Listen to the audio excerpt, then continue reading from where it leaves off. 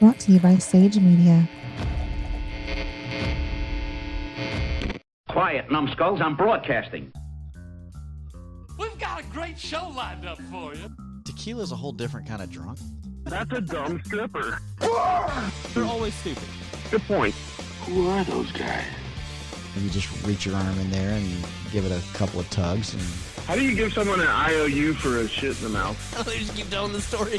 Want to hear the most annoying sound in the world? boop-bop, diddly bop, pop, pop, boom. How'd all you people get in my house? It's half Jaeger and it's half rhinoceros piss after he's ate asparagus. Who's in here eating chips, taking a shit? What the hell is wrong with you people?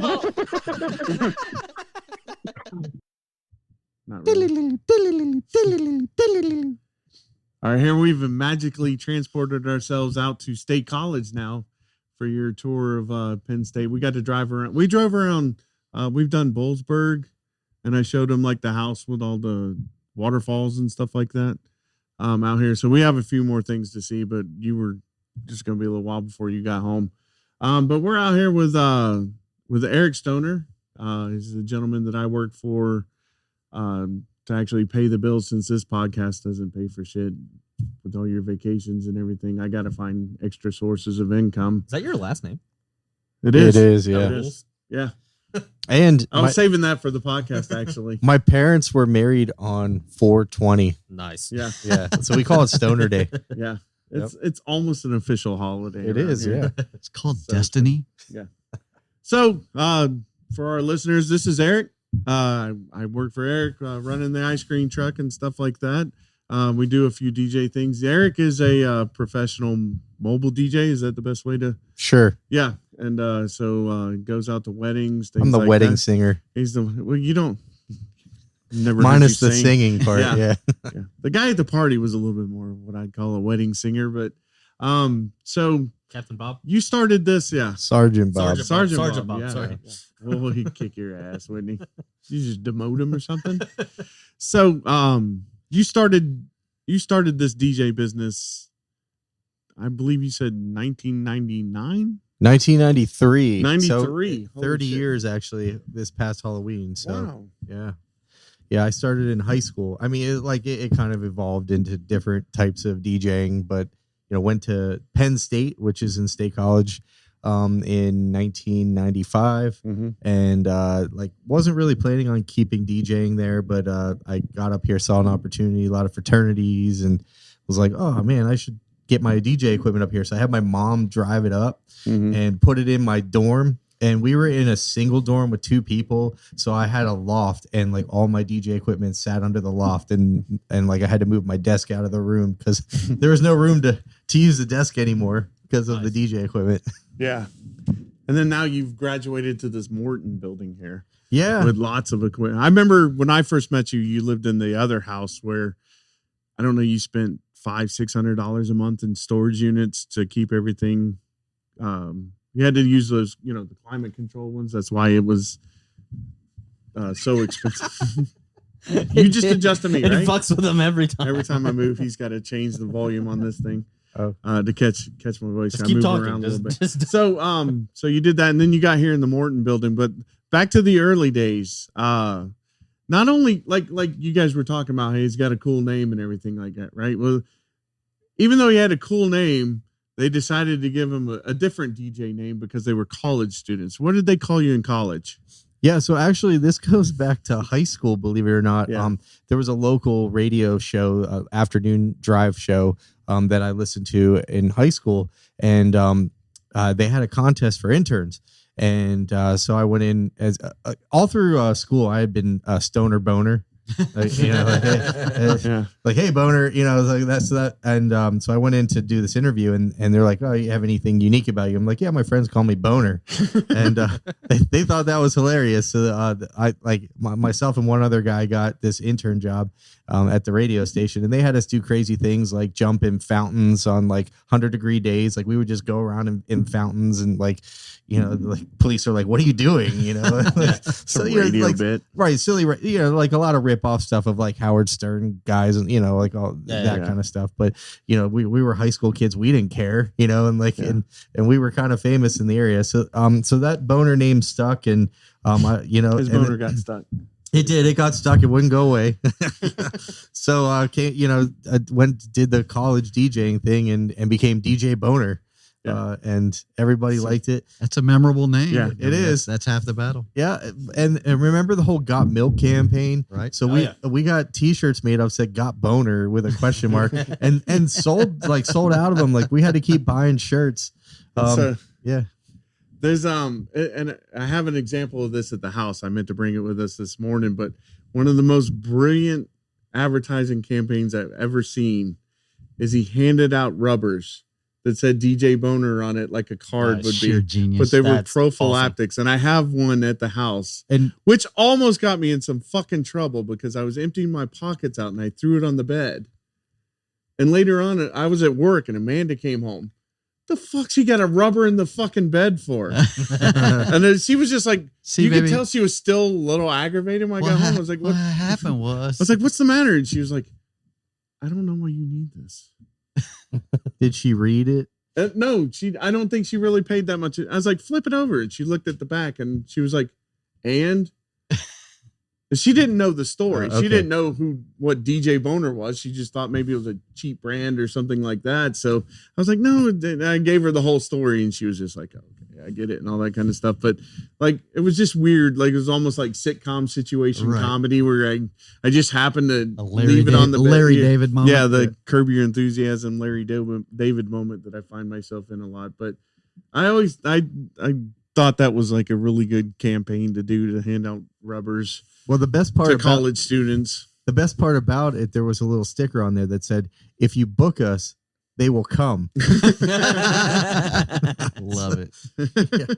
So for the fraternities, it worked. It was the right target demo for that thing. You know, obviously you're not going to hand that out to brides and stuff; they wouldn't get it. But you had the time kind of switch gears once you graduated and started doing the weddings and stuff. But he has a lot of the horror stories from brides and stuff that so Eric, Nick and I, he's the one I kind of did that business back in, I guess we started 2005.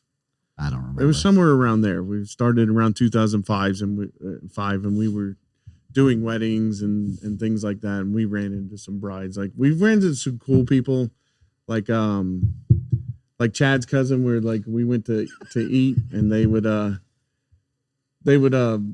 the soldiers dinner and stuff like that. Like they were some cool people and stuff like that. But we had some bridezillas too, and I know you did. But I just wanted to make sure the guys got to meet you while you were out here. You got to kind of tell this story to our massive audience that we have of listeners, and you're going to be big in Africa before you know it. Like you're going to start getting, over in Africa, they're going to start. They're going to start trying to book you out there. I don't know what kind of travel fees you charge for your DJ work, but you got that in your future coming up, right? Yeah. Was that a question to me? Yeah. I just want to see if you were. No, I can't. I looked over for a second. Are you standing straight up? These me? Yeah. No. I've got my legs apart. Okay. For a second, I thought he was full. I'm having to do a full James Hetfield power stance over here for the microphone, and I thought you were just standing up fully normal. It's like, you want a full? You actually? We can get you a full mic stand, and you can do the Lemmy if you want to. You can do it like that if you want. That's fine. I'm good. All right. It's gonna power stance the whole time. So some of these friend requests you're gonna get may or may not think that you're a homosexual like type video kind of thing, because I think we were kind of marketed wrong right at the beginning. What? Where we were getting some weird, like when it was the Guys Like Us show. I think we were getting. What is the Guys Like Us show now? I'm just saying that some of the people that would like send messages were, I think they misinterpreted what kind of show it was. You know, so we did not see that coming. Not that there's anything wrong with that. Now you have a boner in your show.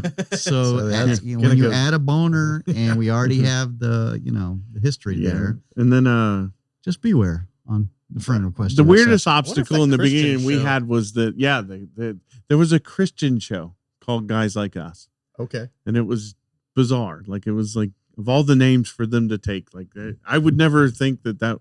Like if I was a Christian looking for a podcast to listen to, I wouldn't imagine putting that in the search to come across one. Maybe it was Guys Like Jesus and they just spelled it wrong or typoed. Maybe. Guys Like Jesus. Yeah, they should have guys like Jesus, and the guy just talks about his life in Spanish. In Spanish, and his lawn. That'd be a pretty good show. But I'm glad you were available this morning. We wanted to make sure that this was a part of our podcast. It kind of just as a continuation from we went to go see the Sopranos stuff in the beginning. We got off. Newark is very funny. Have you driven around Newark? I know you've been in those areas. Oh, yeah. It is Philly light, is what I decided. Fucking sucks. It's hard to drive through. Yeah. It is terrible. There's always like just somebody going slow in the middle of all the lanes that they have that you got to go around. Going and then we had the guy 25 miles an hour slower than everybody else. And then they had the guys that would like put their left blinker on, but then go right. Oh, as if they're trying to fake you out. Oh. And juke you, like there was that, and there was a lot of garbage and things blowing around in the wind. It was Philly light. Yep. It was a lot like Philly, but just smaller. But it was cool. It was cool. It's the Sopranos. You haven't watched much Sopranos, though, have you? I did back in college. Yeah. It was cool to see the Soprano house. So it was funny because we always wondered, like, does it suck for them living in the house and then when we got there, they were like 2 or 3 cars up in the cul-de-sac, and then we kind of waited for that to clear out, and then when we were leaving, there was another car going up that way. So, and it was the middle of the day of a Thursday, so I can imagine what it's like on the weekends for them. But still, to this day, a show that hasn't even been on the air for however long. I get it's on streaming and new people discover it all the time, but it was kind of but it's not like it's like constantly streaming though. I mean, I think it's more so like just. Well, it seems like their traffic is constantly streaming in front of them. I'm saying, like, still, I think it's just fans that were such huge fans when it was on, that will rewatch it and stuff. It's always worth going, probably. Yeah, but that was kind of cool. We did that. You came to the party did you have a good time at the party? Yeah, it was fun. Good. Did you eat? I did. Okay, how did we do on that brisket? Yeah, it was good. What'd you say? That's our first one. We got up at 7 a.m. to do that, and I felt bad. He got one of the not as good pieces. Sorry about that. Yeah, it seemed like the further you cut one way, the meat was there was one side that was kind of skinny, so it got a little tough. Yeah, the only part it was hard to cut with the plastic. There was that. Yeah, that was sorry, the man. hardest part. I'm sorry to break out on the expensive steak knives for the people everybody. that got up there first. It seemed like the people that didn't really care that there was a brisket there got the best pieces, and then the ones we were trying to prioritize, I was like, fuck, I should have given that one lady a shittier piece or something like this. We could have some. Well. Yeah, but I looked at the clientele that were at the party and that kind of stuff, and I didn't want to break out the expensive knives or anything to cut that with. It's like, I know James would have pocketed that shit and taken off with it. You think? Your fine china or your fine china? I didn't get the fine china. James listens to this podcast. So. Oh, great. I do still think that every time I go to a steakhouse, though, that I should steal this knife. Yeah. If they have like a nice steak knife, every time I do think I should steal this, take it home. I remember that time I was at a restaurant in Helen on the Lake, and they had these cool beer glasses that had the Falcons logo on the back end. And I was like, I really want this glass. And I even told the waiter, I was like, do you guys sell these things? Or he's like, no. I said, oh, I was making a joke. I was, oh, you have to steal them to get one? And he goes, listen, what I don't see, I don't report or whatever. Like he was basically saying, just you take it, just don't make it obvious you're fucking taking this glass. So I was like, I've got a lot of those. I got a bunch of stolen glasses. It's not like the old days where we'd go to the stadium and put like a fake Social Security card number down on a form for a credit card, and they give you like a blanket or give you a shirt. We used to get a bunch of shit, Falcon stuff, Brave stuff that way. You sign up for those fake credit cards. Yeah, and we would just alter our Social Security numbers or even put fake names. They didn't check anything. They were just you filled it out. Here you go, and they're like, here's your blanket. Here's your shirt. Here's your hat. That Georgia national championship pint glass that I have that I drink on the air sometimes. I stole that from a Thai restaurant. I don't think they knew what they had. They just got it for like, we'll get this because it's big right now. And then they just kind of kept putting it out. Yeah. I was like, they seem to like this around here. Yeah. They're like, they seem to like this around here, apparently. This Georgia stuff. Yeah, Tina was embarrassed because we were like out with company and stuff that like we were out with friends we don't see that often. I was like, I don't care, I'm stealing this. I don't like those people. Your guys had a pretty good win yesterday. Penn State. Yeah. What was it? Maryland? Maryland's not a cupcake team, really. It was close. It was like 21-7 at half, which I would still think is pretty close. But then I wasn't able to watch it because I was at a wedding. But I looked at the end; it was like 52-15 or something. Oof. Yeah, that's not so. too bad. But here's the thing: we're hoping that when this comes out, who knows, or when you guys are listening, it may have already happened. But we're hoping that maybe somehow Penn State could do the ultimate favor to everyone and beat Michigan and Harbaugh next week. I think they would be doing a favor to anyone, and I mean, they're the next best team that can do it until probably the, Big Ten playoff. Oh, I guess, Ohio State. Yeah. It would be nice to stop hearing about Michigan unnecessarily. It would be nice if Ohio State and Michigan would both lose to themselves. We call that the meteor effect. Okay. It's where we just root for a meteor to hit the stadium because you can't pull for either of the teams. I can't stand either one of them. Like Ohio State, we always have a problem with the fact that they always seem to be given like a top 4 spot at the beginning of the season. Or number 1. Let's just give them one. Oh, like Notre Dame. Every year they're ranked like top 8. Yeah. Every year. There's no reason. Every year they shit the bed. It's And they lost yesterday. They probably will drop like 1 spot. Notre Dame. Right. That's actually, me and Eric were talking about that at the party because he just came right up. He's like, feel like Georgia got screwed. And that was like the first conversation. I was like, yeah, I do. I'm fine with it. I think it gives them motivation. Like they've played like a bored team most this year, and then now I've listened to a lot of videos where they're talking about, okay, now you're playing a team that's got some hype. It gives you something, with Missouri, there was a lot of buzz around Missouri. It gives you something to motivate for. And then they lost their ranking, and it happened last year. Like I said, when the playoff rankings came out, Georgia fell to 2. Yeah. And Tennessee was ranked 1 because they had beaten Alabama on a fluke. Like that could have gone either way. They didn't dominate Alabama or anything like that, but they had this buzz and they were ranked number 1. And so that gave Georgia all the incentive of the world. Like, we're going to go fucking, beat those guys and get the ranking back. So I think I'm hoping it helped like wake them up a little bit with this season to like, they were handed number 1 all season long. Now you got to go earn it again. Well, I get that, but even still, it's bullshit. It is bullshit. We shouldn't have dropped down. What I don't understand is why it's Ohio State either, because in all the rankings, Michigan was always the number 2 team in everybody's things, and we were number 1. You would think if they were making a switch, the team that had been trailing Georgia the whole time would have been the one that, like, there's teams that had Ohio State like 4 and 5 in the ratings. Like, how did they get the top ranking? Because they're always looking for a reason. It's actually Penn State's fault because they give that as their quality win. Ratings are stupid. I mean, because you guys are all NFL fans, right? Yeah.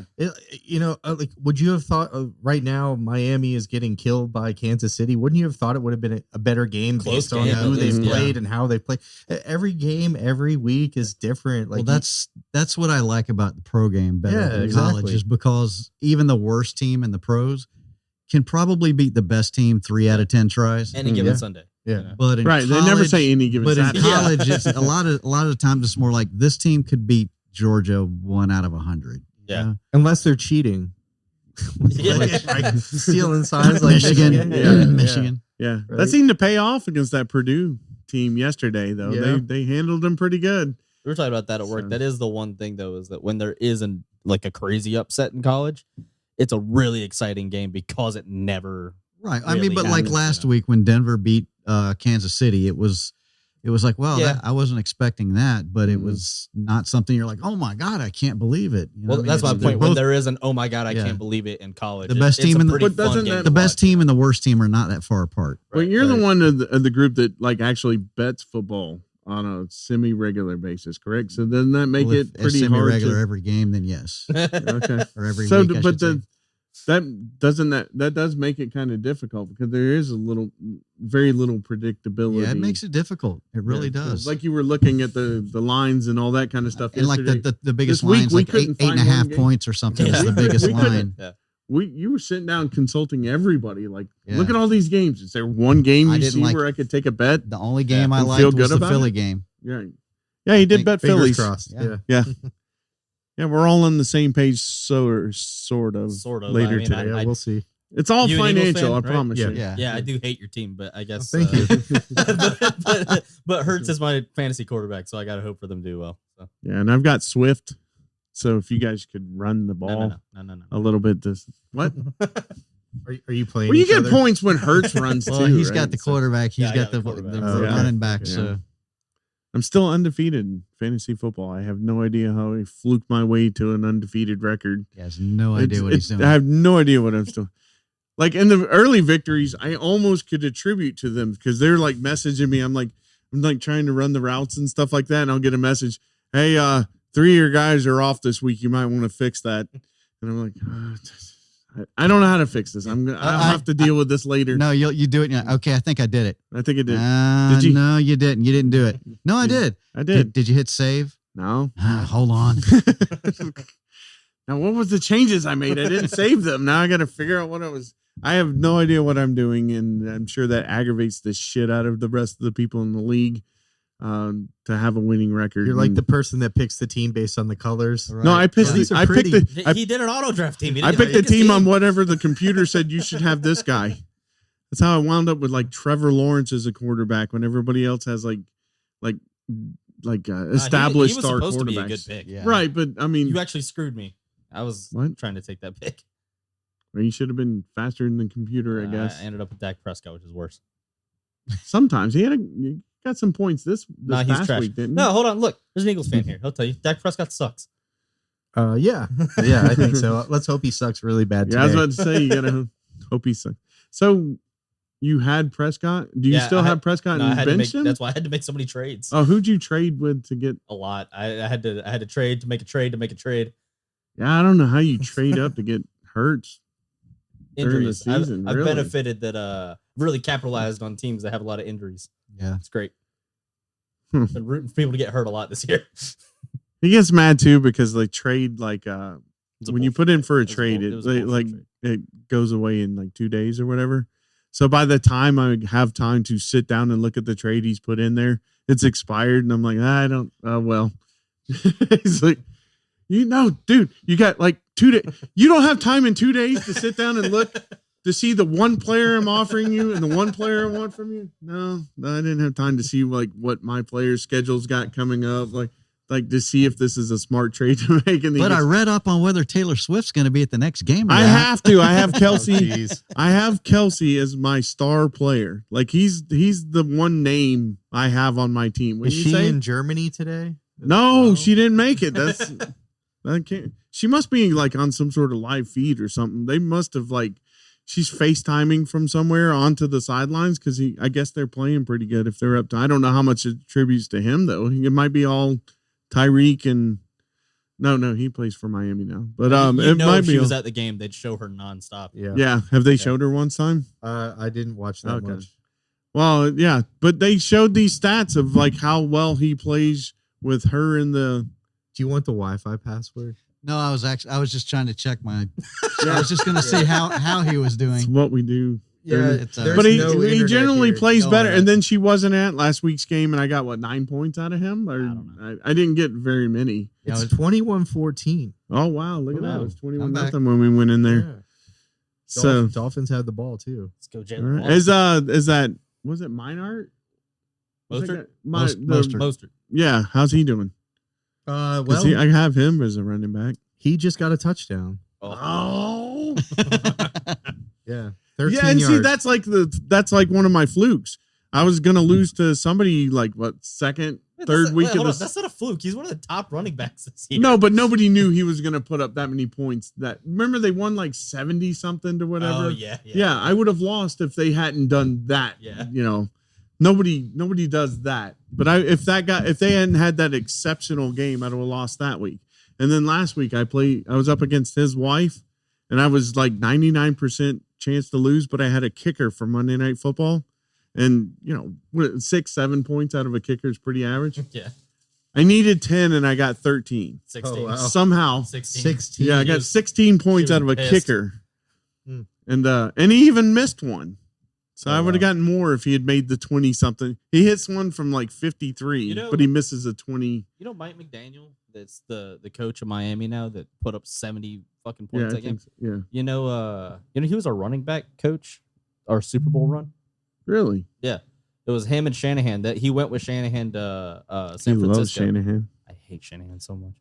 He went with him to San Francisco to be their that makes sense. Whatever coordinator. Yeah. But that's how he moved his way up to Miami. But he started didn't start, but he was part of our crazy Falcons coaching staff that Shanahan's the Super Bowl. offensive coordinator as well as the head coach, right? Yeah. For them. Yeah. So he's probably Probably got the same position, I guess. He didn't graduate off as a coordinator. He's probably still like a running backs coach, or I don't know. He was something. I know he was.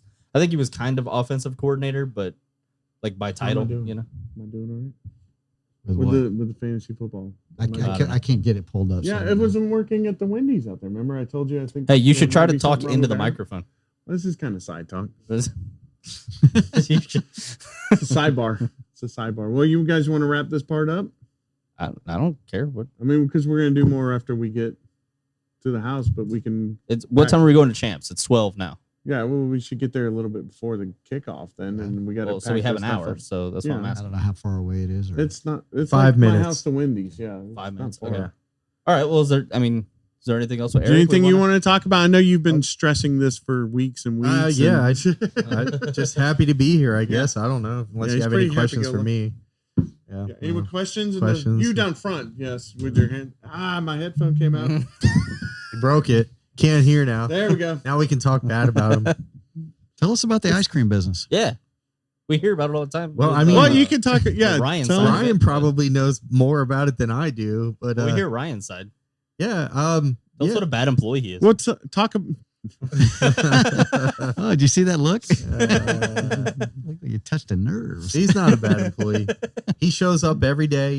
He's on time. I'm bringing money. Except I when help pay he for all this. except when he like locks his keys in the car. That happened 10 a minutes couple of days before ago. he's gonna go out, Yep. and then he has to call his wife to come and bring him the backup spare key. Listen, before I would lock my keys in the car and not have a backup. So there's some progression going here. All right. Good. I at least now have a backup key. I didn't realize That you she had to actually drive locked all your the way cars. from- I've never seen you lock a car since we've been here.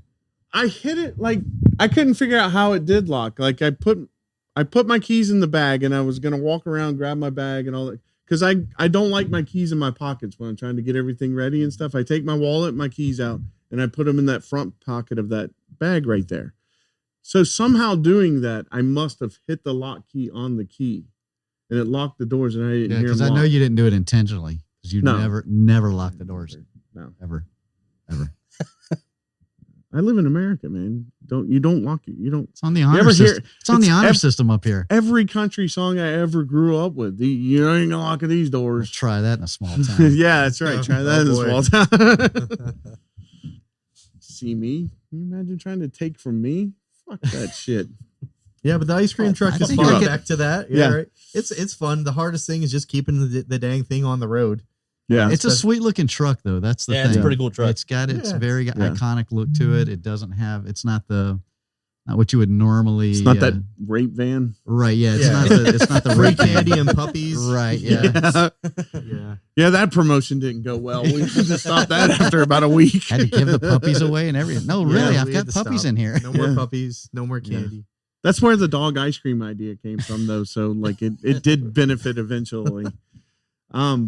I will say so that van, it's a 61. it's called a truck. It's called a van. I don't know officially what you would say. Yeah. it What is. what year is it? What It's a model? 61. 61 International Harvester. It was Metro. originally it was a laundry truck for the Air Force. I can see that. So what's fun is like when we do veteran things, we can tell people, Yeah, well, the that's cool. truck's a veteran, and I don't know if you can see it from here, but see where that fan is above the dash? Yeah. There's a little plate there. So that's the government plate from when the military owned it. So it has all the credentials and all Very that kind cool. of stuff and everything. We kept that up there. And then at one point, it went from being a laundry truck to a bookmobile, correct? Yeah, in California? California. Yeah. Yeah, it was a bookmobile for a little while, and then, I think it just sat in a field for like 30 years, and then a government auction, a lady in Pennsylvania had it shipped to Pennsylvania, Mhm. and then she did the restoration, and then she fell ill and wanted a quick sale, and we saw it and said, let's grab it. right. Yeah. And then did it you got did you sent have to- the ice cream business idea before buying it, or is it was No. like maybe This that is where truck would- drinking yeah. comes in. Yeah, there was some drinking involved, and I had to get my wife to approve also with a lot of drinking. Yeah.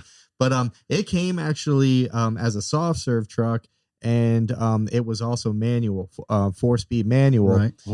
And the fastest you could get it had the original engine. It's a straight 6 for anybody that like is into that kind of stuff. And it drove, I think the fastest you could get, because it didn't have a speedometer. So the fastest we saw at one of those where your speed things are was 34, 37 miles per hour. Yeah. So that's the fastest you could get up to in gear 4. And you guys have, hold on, real quick. You guys have been around town a little bit. Now imagine that thing with a stick shift, like stopping on these hills to serve some ice cream, you know? Yeah. Yeah, that would suck. And I also didn't know how to drive manual when I bought it. So my friend Kurt actually took me out to the Target, and we were just driving it around like a dad would. Yeah, pretty much. And I almost wrecked it a couple times in the parking lot. Well, yeah. So to be fair though, those type of manual shifts are a lot more difficult than a newer car with where the gears are a lot easier to get into. I know I've driven some old vehicles like that, and it's almost not the same thing. I mean, it's the same concept, but physically it's completely different. Oh, well, it gets worse. So then I'm driving it around, and I get stuck going from gear 2 to 3, and like literally it was stuck in between. And so it eventually just got stuck in gear 2. So that's all I had. So when I would brake and accelerate, I was like gunning it to go on gear 2.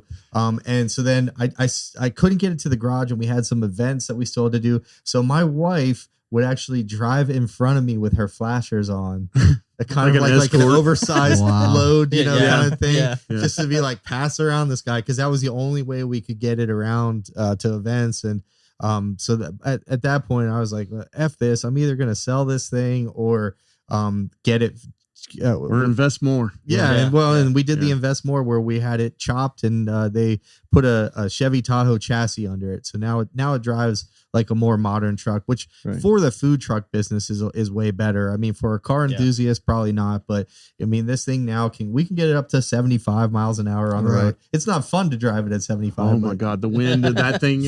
Yeah, I bet. Yeah, there's parts of so out here, Highway 99 is like our 75, 85, that kind of stuff for the South. And, but there's parts where they're like bridges that go over other parts of the interstate where they meet. And you get up on that thing with one of these valley winds that comes through, you're just like white knuckling that it doesn't flip over. It feels like it's going to blow that thing right off there on a especially strong windy day. It feels like driving a house. Especially if you're in a curve to the left and the wind is coming from your left. It's like, there's already it's like G-forces. You can feel that. And I was telling them on the way over here, though, that the changes that you've made to that with it having a V8 now is that everybody still anticipates it being a slow ass ice cream truck. And so like they'll try to do dumb stunts to get around me and stuff. They'll use turning lanes and all that kind of stuff. And it freaks them out that when they get over the turn lane and pass me, if I see it in the mirror, I can just gas it up, and all of a sudden I take off, and then they're like, "Oh shit, that fucking thing can go!"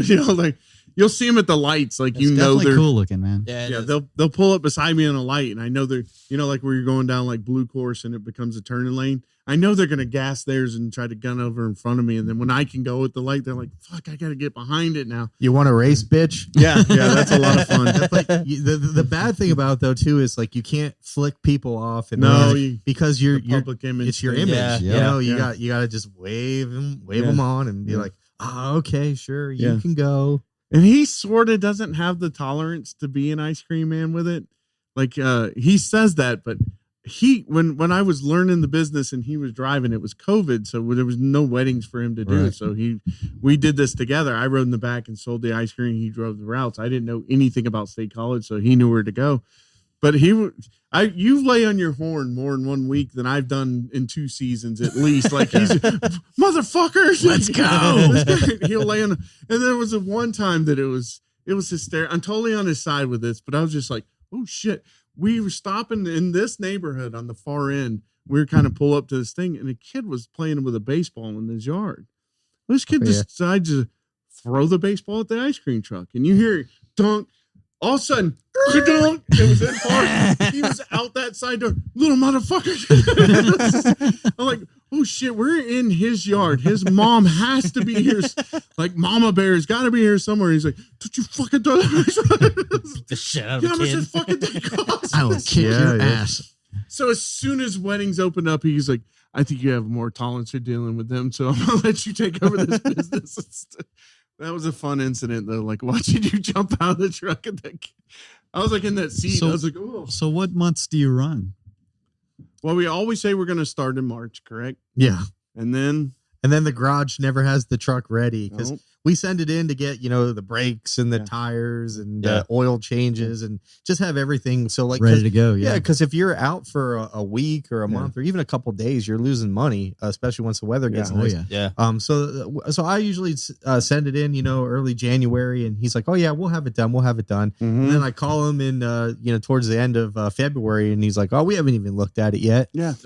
Every it's just fucking been year. sitting in the dang field waiting to get, worked on. Yeah. But, usually around here in the Northeast, when the weather gets nice, which is usually towards the end of March, we'll get some of that fake spring where it starts to get warmer. But I call it preview week, where you get a preview of what the next season's going to be, but it's not officially here. But if it feels warmer compared to what it is, like 50 degrees, 55, something like that, we can usually get it out there. But kind of as we're going on daylight savings or whatever savings time it is right now, once the time zones change and you can have longer evenings, that definitely helps. And just real quick, I'm going to piggyback on what he was saying about the maintenance guy.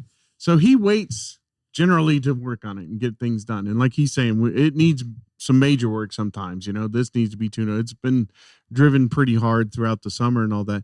And so like this year, Eric's like, is it going to be ready? It's going, yeah, well, it's ready. It's ready. Like he kept it longer than he should and told us it was ready to go. But within like the first couple of days, the guy who worked on the brakes had me in a situation where I went down a hill and then had zero brakes. I coasted through two red lights. I just went coasting right through two red lights going, don't.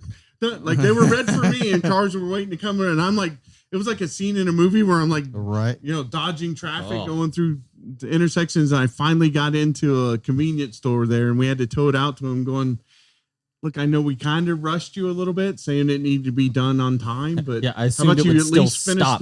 I'd rather you take that extra week and say, look, you'll have breaks though at the end of this week. I swear, that was fun, wasn't it? The first, it was. Holy shit! I was just like, I almost died today.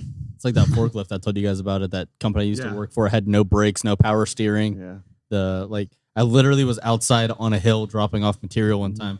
I went to put it in reverse and the gear shift just broke off in my hand and I was holding it. And I was just out there just like, help, guys, help. I'm just out where no one can really see me.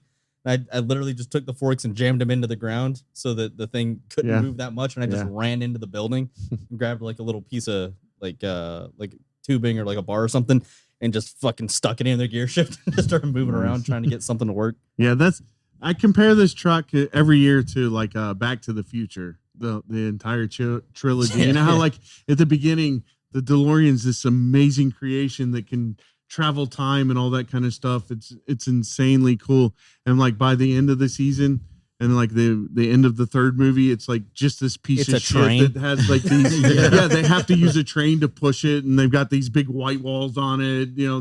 They've had to improvise all this shit and keep it together with like duct tape and all this stuff. Like it makes that same progression every year. Like by this time, that thing, it's like at the beginning of the year it runs great. By the end of the year, like I have to re-crank it constantly. It'll like conk out on me if I'm not getting him enough gas going slow through the neighborhoods and stuff.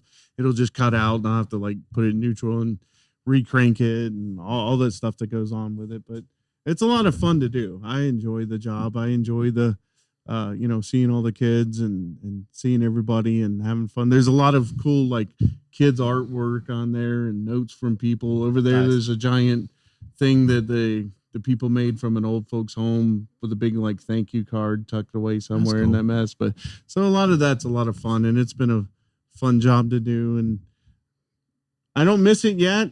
It's been a week now. Yeah. It's kind of like just sort of relief that it's over, but like by the time you get distracted by the holidays and everything, but then once it's January, you're kind of like, I'm ready to go back on the road again. Yeah, I'm ready to get going again. But you still have like 2 to 3 more months. A lot of times it's not super warm until April. We always hope for March, but like it usually takes April. But what's weird is on the flip side is nobody would think that it'd be warm enough to take the truck out in like the first part of November in Pennsylvania. But like Like is it? today? It's actually going out today, isn't it? No, it originally was, but it's not. No. Okay. Well, we won't get into that. Yeah. Oh, yeah. Yeah. We have another employee that doesn't have the same type of work ethic that he described that I had. But that being said, you can see how like today you probably could sell some ice cream out there and stuff, make a little money, especially when the sun's out and it's almost 60. So a lot of people don't, think in Pennsylvania, first week of November, you could still be out there selling ice cream. But at the same time, you think, hey, March, it's spring, you could sell ice cream. Not here. Like there's still some snow on the ground a lot of the times in March. And there were parts of October that were really cold too, that we were having trouble. Yeah, there was selling. a week. There was like a week about mid-October that was just fucking freezing. People were asking like, why are you still out? Yeah. Yeah.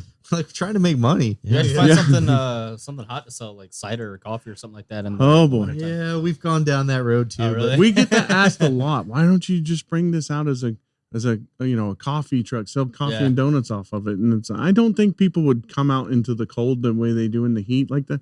Like no, you'd have to go to like businesses or no, something. I think we would get coming in for breakfast. Possibly, but I don't even know how much. I mean, we could possibly do like a couple events, but you couldn't do the day to day like we do now. But that's where most people tell us, like the people who buy ice creams in neighborhoods, they'll say you should come around with the thing, and they'll even say like I have good enough relationships with this where they basically are saying like, if you came around, I'd buy from you, and I appreciate that and all that kind of stuff, but there's not enough of you. It's got to make it worthwhile. Right. Some of my regulars that I have, I can go sell ice cream to them when it's raining, it's cold and it's raining, but I don't make very much money that day. So, I have, there are dedicated people to it, but there's not enough of them. The best days are when it's, warm and hot and everybody's out in their yard, and the people you hardly ever see. But not too hot. Yeah, it because can't be when it gets too hot, they won't come out of their AC. Yeah. July is always our slowest month. Going into August, that's just kind of a slow that's when we take our vacations and stuff like that. Well, also too, a lot of other people are on vacation too, so that might be part of the reason. Yeah. There's always it's weird because we get frustrated sometimes. It always seems like there's some reason why people aren't buying. Like it's the homecoming parade downtown today. It's that. You guys sell drinks and stuff too, like bottled water and all that. I'm not talking about that. We tried the front fiasco. We take bottled water to that boondoggle. We'll take water to special events and stuff like that. We do some of the festivals in town and stuff. So we'll sell water, like bottles of Coke or cans of Coke. No, just we've done. Can you not find any cans of Coke? Probably not. No, they just dried up for some reason. I don't know what happened. Nobody drinks out of cans anymore, from what I was turned. Even though every energy drink in the world, it's energy drinks. Yeah, and they even have canned bottled water now with like the liquid death. Liquid death. Yeah. So I thought cans were making a comeback. Those were actually the only cans I was able to find. But actually, when they start putting metal, like water into metal cans now, you think they were making a pretty big comeback. I got to turn. We've had this argument about the other night. I wanted them to go to the gas station over there, and Sheetz. I prefer, if I'm going to drink a Coke, I prefer it mostly out of a glass bottle, but they don't sell those anymore. So, but out of a can, because they stay colder and they taste better out of a can than a plastic bottle to me. And he was like, they don't have any over here. Yes, they do. He could not believe that Sheetz did not and carry he's trying to say that no gas stations don't carry cans of I did Cokes not say anymore. no gas stations. I said a lot of gas stations. Your exact words last night were, they do not sell canned Coke anymore in any gas station on earth. That was not my exact words. You said 1,000% you've never been to a gas station that didn't have cans of Coke. It's true. Have you ever paid attention to that? Unless there was an accident of some kind. I've never paid attention. You guys are from 1,000%. the Coke capital of the world, so I'm sure they probably have it. Cans of it everywhere. Everywhere down there. There's a bunch of them that don't have cans. You roll into a quick kids trip. don't run lemonade stands down in Georgia. It's always Coke or Diet Coke stands. Even the gas stations with the naked lady crack pipes, they have cans of Coke. A bunch of them don't. A bunch of them only have bottles. So now we're gonna have to pay attention. In fact, there's actually some that have glass bottles that don't have cans.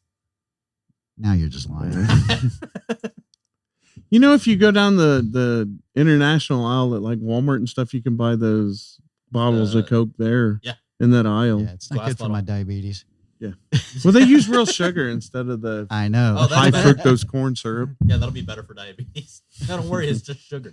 Well, I listened to a doctor that was talking about how high fructose is way worse for you than sugar as far as that well, stuff it goes. is. Isn't that why we're all fat now?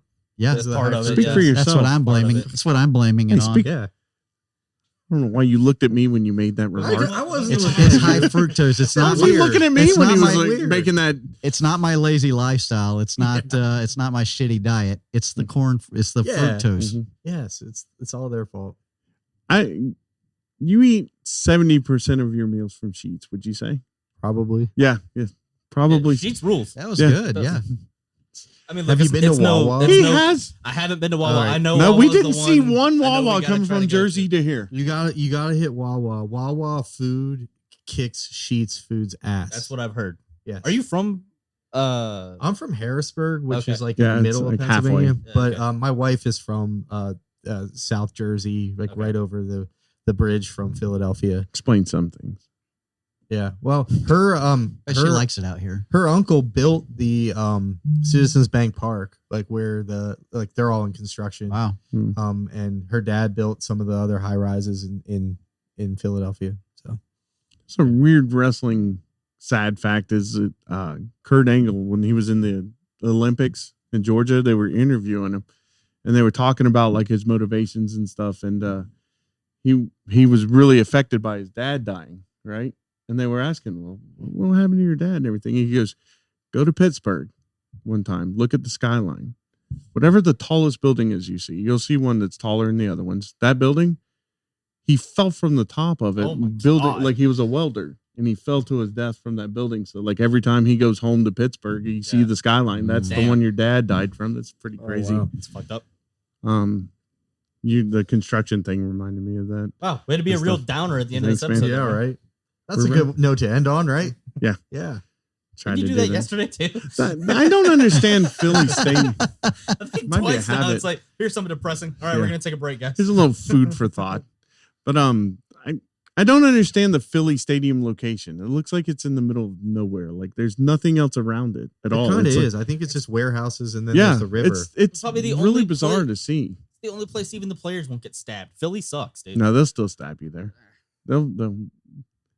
They'll still stab you there. Have you ever been to that if you're a King of, Cowboys fan, they'll stab you. you ever been to that King of Prussia mall? Well, I have, If yeah. you're a Cowboys fan, is you it deserve big? to be stabbed. You do, yes. There's It's a big- place yes. outside It's of one of the bigger malls in. It's in the country. second biggest one behind Mall of America. Oh, is according it? to- yeah, I Okay. couldn't believe it. Like I It's a thought big mall. I mean, it's no Mall of America, but it's Yeah, it's crazy. But I thought like Mall of Georgia or somewhere was up there. That's like 10th or something on the list. But Is that the Stranger Things mall? no, that's Yeah, the no, that's that's the one Gwinnett in, Place. That's Gwinnett Place. Oh, in- okay. in, yeah, in, it's in the Atlanta area. That was my it's mall when seen I was better. growing up. Gwinnett Place Mall is a bigger version, but same quality of like the State College Mall out here, where like you can see where shops used to be, and Yeah, it's completely dead. it's. I think there that, was a reason why it was easy to film there. that part of Stranger Things, I think, was my favorite part. It just Yeah. brought Yep. back so much nostalgia to being a kid. Yeah, Going to the mall. Well, and- imagine that mall was actually your mall Yeah, when you that's were awesome. when Yeah. you were that old. Because I was about that age at Mhm. that time period. yeah. I think I was probably a couple years older than them at the time. But Are you confused by all this, Nicholas? What? Like The the mall and shit? what a mall is? Do you know what a mall No, is? mall was Okay. still around enough, Oh, but okay. it's definitely kind of dying out. Yeah. In fact, the mall we used to hang out at supposedly was sold, and it's just still kicking. The It's still Kennesaw in a- one? Yeah, the was it the town center? Town Center Yeah, Mall. Yeah, Town Is that Center Town Mall. That's Center? right. Is it dead? They said they were gonna tear it down like 4 years ago, and they sold it. And you go in now, and like it's still Town Center Mall, but there's like 5 stores. I don't Yeah. know Really, if it's I the haven't been there weather in a few years, but yeah. It's or whatever, pretty but dead. like down in Georgia, there's still like some malls have died off, but mostly because a bigger, better mall was built. Like Gwinnett Place is kind of dead because Mall of Georgia is what, like 20 minutes away up, Yeah. 85 Yeah. from it. And then there was even a pretty updated outlet mall. I don't know what they call it now. It's Discover Mills. Right. I think it changed to like Sugarloaf Mills or Also, something it like just that. seems But like people weren't hanging at the mall as much. no, I don't know. But like Mall of Georgia's always packed when I've gone in there. Yeah. Like there's people I everywhere. mean, that used to be one of the things on the weekend. You go It's- hang at it's the mall. Sunday. It's Right. just go hang out at the mall. Or the Did I arcade. ever tell y'all the the mall story with my dad with New Year's? I don't know. So there was a night where my dad came up to me and said, "Listen, Christmas is, for kids. You do things for the kids and all that kind of stuff. New Year's is kind of more for the adults. It's kind of we go out and party and stuff." Because I was making plans with my friends for New Year's, but we weren't really going to do shit. He says, "Can I talk you into watching your brother so me and your stepmom can go out and party?" And I was like, "Okay." He's like, "Listen, you watch him. I'll go pick up your girlfriend. I'll drop y'all off at the mall. Y'all can hang out at the mall all day. And, I'll do that tomorrow if you'll do this tonight." Okay, great. So he comes home New Year's Eve night, drunk as shit. And what's weird is they were both drunk as shit. And it never occurred to me, like, which one of you drove home? Like they probably didn't know either. So he's like, "Oh, fuck that get here." He goes, "I appreciate it. Are you going to need some money for tomorrow?" I was like, "Yeah, I probably need some money." So he just gives me some money and all this kind of stuff. I didn't even pay attention to it. I put it in my wallet. Next morning, he wakes me up. He's hungover as shit. Because he's like, "I can't believe we live so fucking far from the mall." And it's Lilburn to Gwinnett Place Mall. It's like not far. 10 minutes. But he acted like I was, trekking him across the desert or something like that. Go to the mall. I get there and he's giving me like $150, right? I was like, holy shit. I expected like $20, And so I'm like going to the comic book shop there, and then we went to go see like 2 movies. We went to go see like Princess Bride and another movie. We're getting popcorn. Yeah, Cokes, we were doing all this hot stuff. dogs. And later on, he picks me up at the mall and everything, and he's like, let me ask you a question. And I was like, he goes, "How much money did I give you?" And I was like, "Oh, it's like $150. I got these bags and stuff." And he goes, "Well, is there any left?" "Nope. I spent all that shit. As a matter of fact, you owe somebody. I told them you were picking me up." I was like, no, I earned my pay last night watching my brother. He's kind of a brat, so like I deserved that $150, but just the old fuck. Like, I'm sure there was like a bill that's not going to get paid on time. The way we lived back then, like every penny counted towards something. So that was like a big mistake, but that was the thing to do, was like hanging out in the mall, like doing, and you could make a day of it. Yep. That mall had 2 movie theaters, so you could go to the AMC or you could go to the Carmike, I think. Yep. See all your friends there, and yeah. What's Harrisburg? Is there a mall in Harrisburg that was decent? There were a couple. Yeah, we had like 4 malls. I was telling them about the ballpark there. Oh, the City Island. Yeah, that's a pretty cool. They have a baseball field. Brian probably just keeps going for days, right? Like he's got topic after topic. This has never come up before, so I don't understand why we ever talk. Does it come up all the time? Like, I tried to wrap it up earlier. I took my headphones off, and you're like, "No, let's." We talked about the ice cream truck, and now we're in malls, and now we're in I Harrisburg. didn't start the ice cream truck. Did he? They're like, "Where the fuck is Harrisburg?" We told them it was in Central PA in the middle. It's the capital. He just looked at while you were looking that way. Yeah. We just did we'll probably go ahead. I've tried to wrap up 3 times. He's like, "Well, we can talk about the ice cream truck." And I was like, "Okay, yeah, I guess we could go down that avenue." But I was like, "Well, we need a time. We don't want to get there before kickoff." Well, you probably do now. Yeah, we probably need to. All right. Well, it was good seeing you again. Hopefully I don't see you till the spring, but no, I'm sure we'll be doing. I'm going to come with you to Champs. Is that all right? Yeah. Let's go. Absolutely. Let's go. You buying the wings? All right. Hear that, everybody? Got to call your dad. Got it on tape. You can call my dad. I haven't talked to him in 15 years, so you can, I guess. Way to end on another downer. Go on, man. Yeah, stop. Yeah, Dad, if you're listening, fuck you. But all right. Well, this has been the state college portion of this podcast, and we've still got a little bit more to go. So we'll doodly do. Yeah, from Wayne's World, where they just go from scene to scene or whatever. Do you want me to actually put the clip in, or do you want to just keep doing that? How about both? It's pretty. He does a pretty good. He does a pretty good job. I can't do it. I'm like, he does a pretty good one. So you can just have him do it, I guess. But yeah, so we're gonna do that. We still got a little bit more of the show that will wrap up the entire trip of you guys being up here. Hopefully, we'll be talking about the Falcons' victory that we got today, and the shutting Eagles. down that fucking rookie car. And Go Eagles by 3. How well DeAndre Swift did today. The rest of the team failed. That's all I care about is him getting some points for me from them. But that's going to do it for the State College portion of the show, and we'll be back with you. Give him the cue.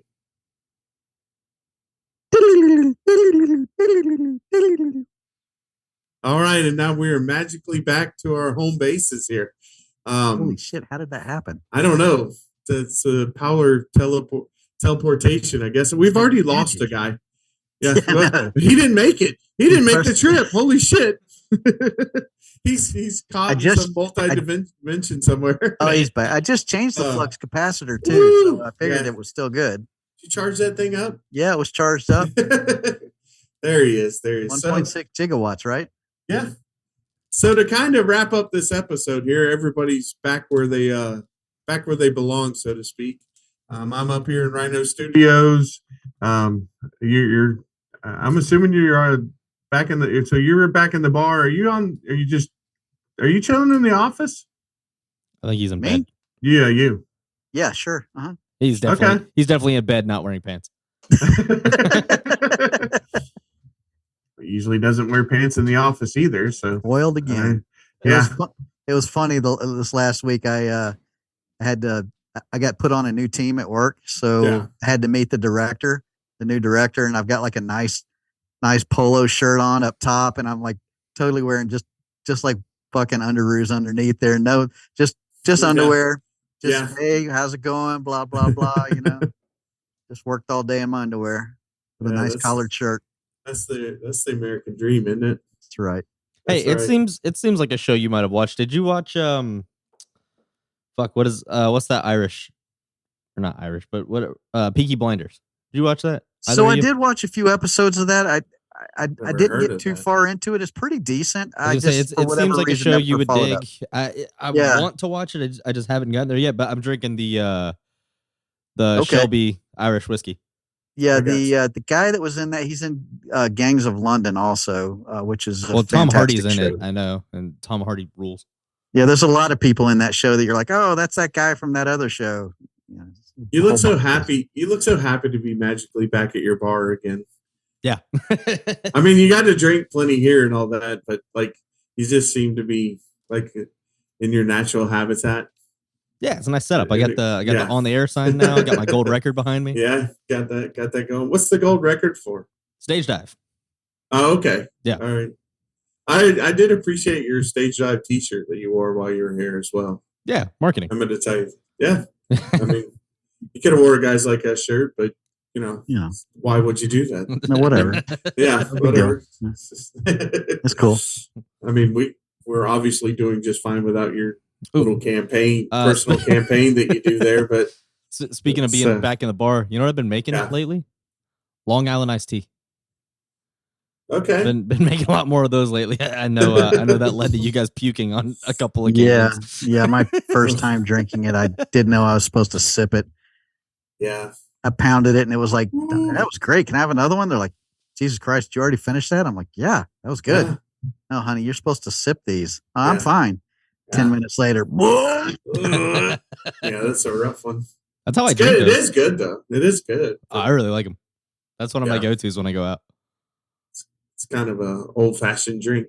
I think the kids look at that as like old man drinks nowadays. So I don't know. It's a good bang for your buck drink. Do the kids even drink anymore? They're such, I don't know. I think what is that thing called? The White Claw? Oh, yeah.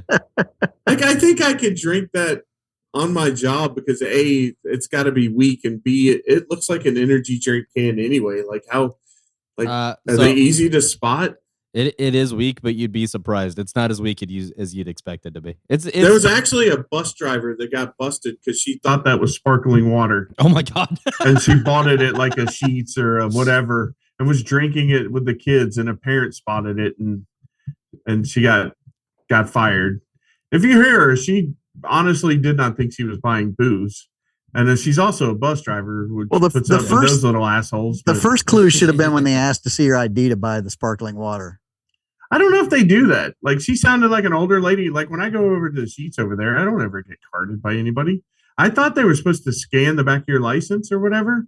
Like, there's this new system. Oh, no, we got to scan it. You know, they have like that weird barcode on the back now.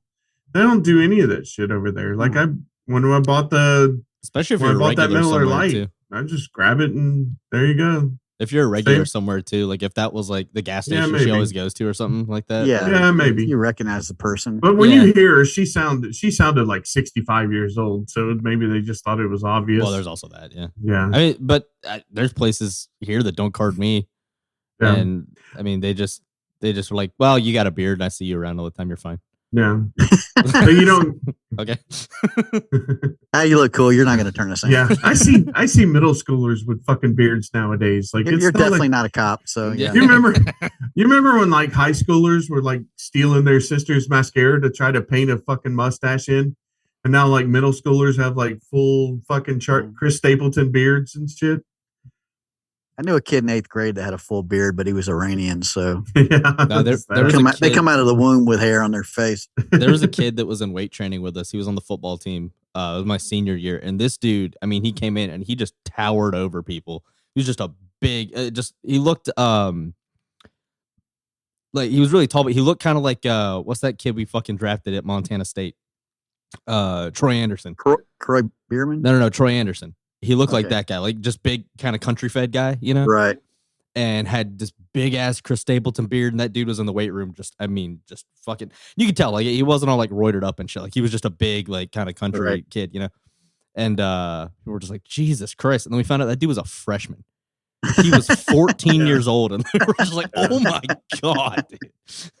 Yeah, we had a kid, Jason LeBaron, that was like this.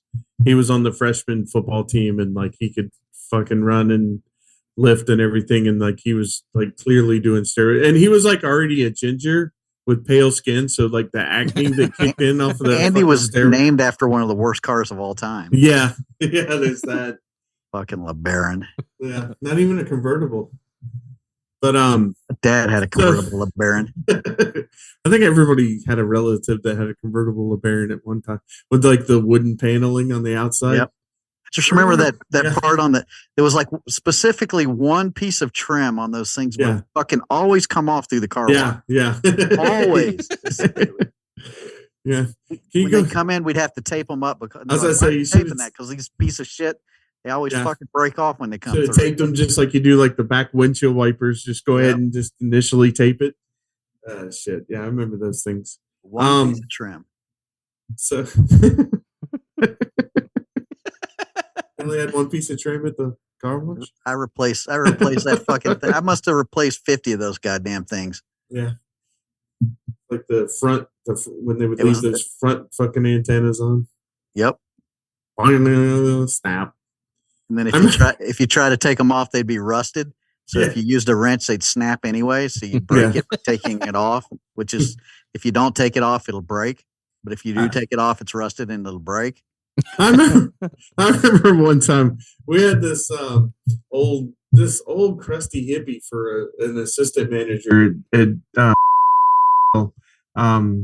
after you had left, and maybe probably the white salt and pepper beard, and that guy went to jail for child porn. Holy shit! And his son was banging his old lady. So, damn.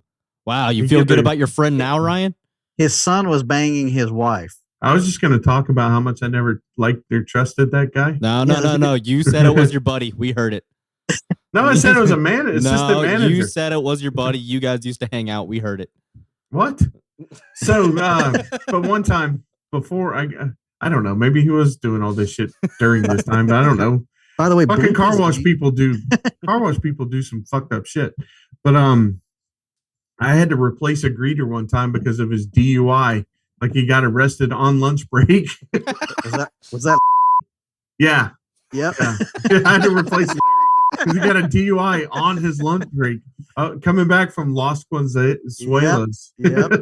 That guy could fucking drink beer faster. He was like the Fox. Yeah. He would he'd go to the counter, hey, or to the bar, he'd like, hey, I want 2 beers. And they like, oh, we can only serve you one. He's like, all right. As soon as he would come back with the 1 beer, he'd go, okay, go get me another one. Yeah.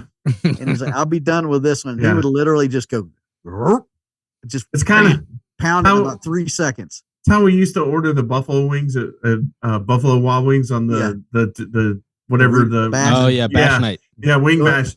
Go ahead and get some more. Go ahead and get some more. As soon as you bring me some more. Yeah, I still hold the title. But I still hold the title there. I remember the other manager, the pedophile manager. He Oldsmobile went through the wash, and the little thing that spells out Oldsmobile on the back trunk came off, and it broke and everything, and he couldn't get it off. And I told him, I said, "Well, Christy's here, and she drives an Oldsmobile," and he's like, "Can I?" I was like, "I don't give a shit." So he went and he like popped her Oldsmobile off the back of her car.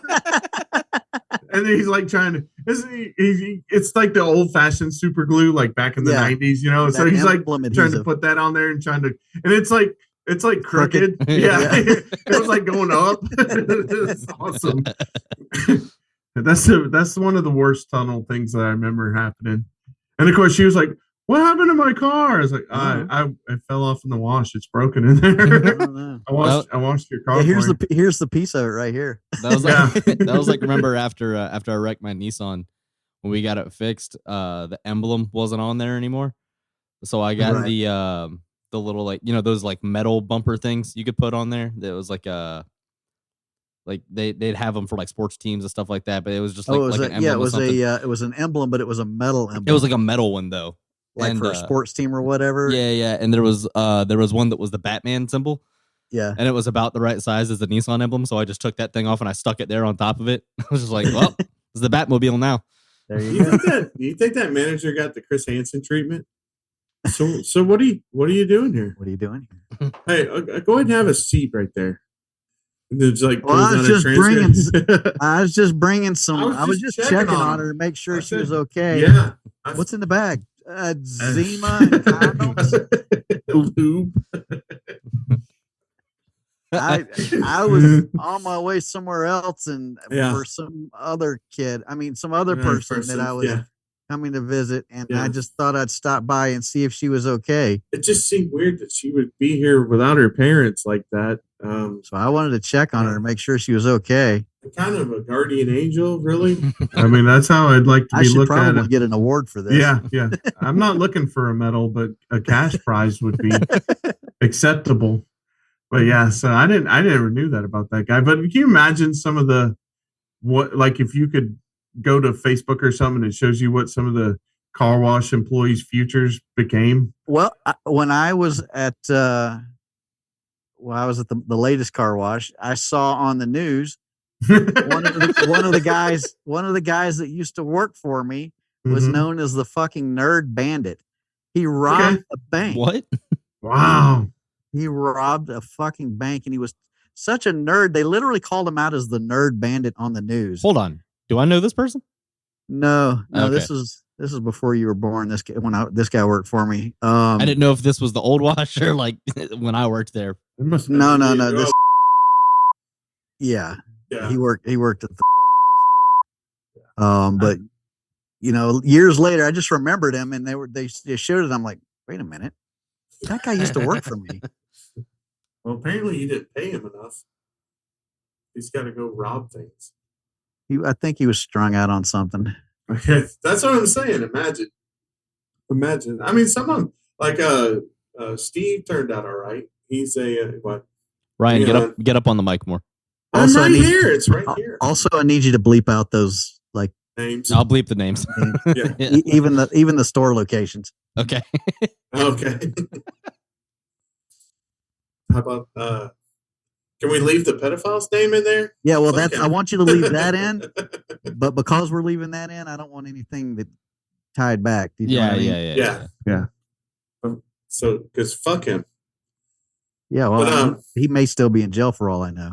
Yeah, I mean, fuck that guy, but you know, we don't need exactly who his coworkers were. Well, I just used first names. Yeah, I mean, I know Larry's not a very common name, but or Steve. Come on, Steve. We used to fucking harass him with that shit. We'd follow him around the wash and do fucking Def Leppard at him all the time. Come on, Steve. Every time I hear the name, I think of I guess I gotta bleep this anyway. Every time I hear the name, I think of that old dude that was a driver at one of the places I worked. One of my first like welding jobs where I was at for a long time. We had this driver, is this old black dude, and when we had that one boss that we fucking hated, that was such a moron. Black dude. Yeah. But no. It'll make sense because it's his old black guy wisdom that he gave, and it was awesome. So he's like a Morgan Freeman type. Yeah, kinda. And our our idiot boss came out and said something stupid and walked back in, and Larry's sitting there and he's sweeping up at the shop, and he just looked over and he just started shaking his head. I was laughing. I was like, "What's up, Larry?" He just goes, "He always know, except he don't know, but he don't know that he don't know." And he just walked away. I was like, "That's the greatest thing I've ever heard." It's like the Black Howard.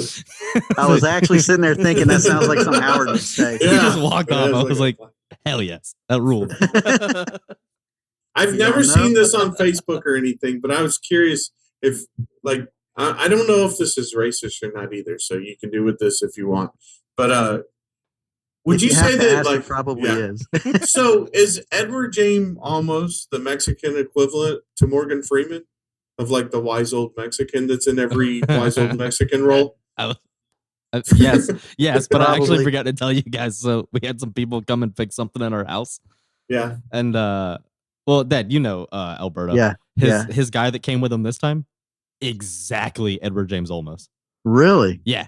Yeah, it was an older dude, and he had the hair and the mustache, and he started talking, and he, was popping back and forth English and Spanish, and English was very, very good, and was just jumping back and forth, and every time he'd start talking, he had the scratchy voice and everything. He sounded exactly like him, but yeah, that dude was, well, it would suck to look like copy Edward James Olmos. I would say it would suck to look like him and not have his money. Yeah, right.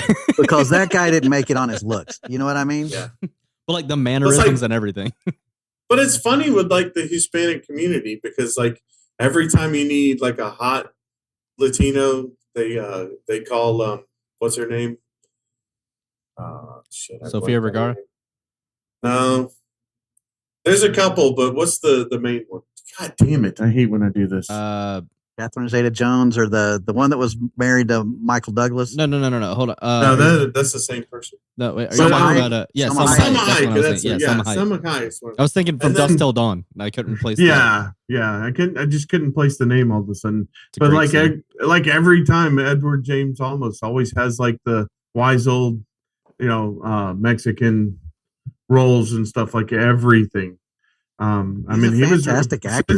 Yeah, he's great, but it's like that's cool. The only guy. That's the only guy. Like every time they need that role, we need a real rough. Looks like he just got out of prison. Well, Danny Trejo's not doing anything right now, so let's go ahead and bring him on board. It's like those three people like have their roles the market corner. In. Yeah, it's like like if you need the like only time they don't use them is either the budget's way too low to afford them, or they're already busy filling that role on something else and scheduling won't work. Doing Machete 5, I can't.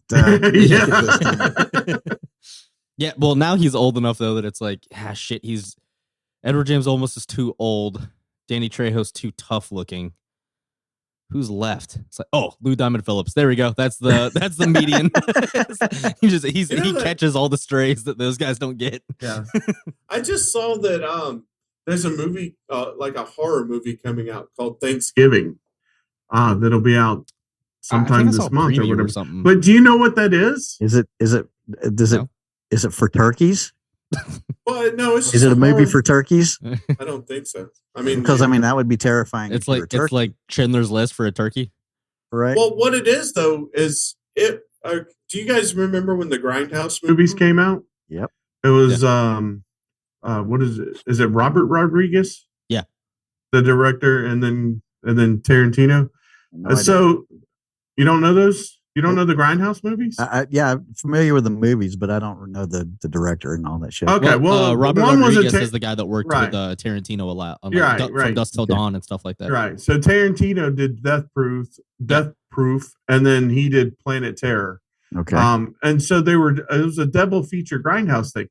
Well, during the movie, they would have previews for other Grindhouse style movies, right? And so Thanksgiving was a Grindhouse style horror movie that's been turned into a real movie. But the most successful of that is Machete was just a fake trailer for a movie too with Danny Trejo. Yeah. That everybody thought was so fucking cool that they were like, well, let's just go ahead and make the movie then. Let's make a movie. So it was, yeah. Well, do you know where that actually like came from? Fake trailer. What? Do you know where Machete actually came from? From Grindhouse. No, I know, but the first, or I don't know if it was the first, but like when they started using him and stuff, do you remember that? Do you remember those Spy Kids movies? Yeah. Danny That's Trejo was no, I know, but Danny Trejo was Uncle Machete. Right. Yeah, he was in, but like right. that's where the they trailer came out after that. That came out after. It was supposed to be like a little nod to the Grindhouse movies that they had made. Those came out before the Machete movies, though. I think they had the like trailer thing, and then they just made him like Uncle Machete. Like the movies weren't out yet, I don't think, when they did that. But I remember had aged out as Spy Kids by the time they came out.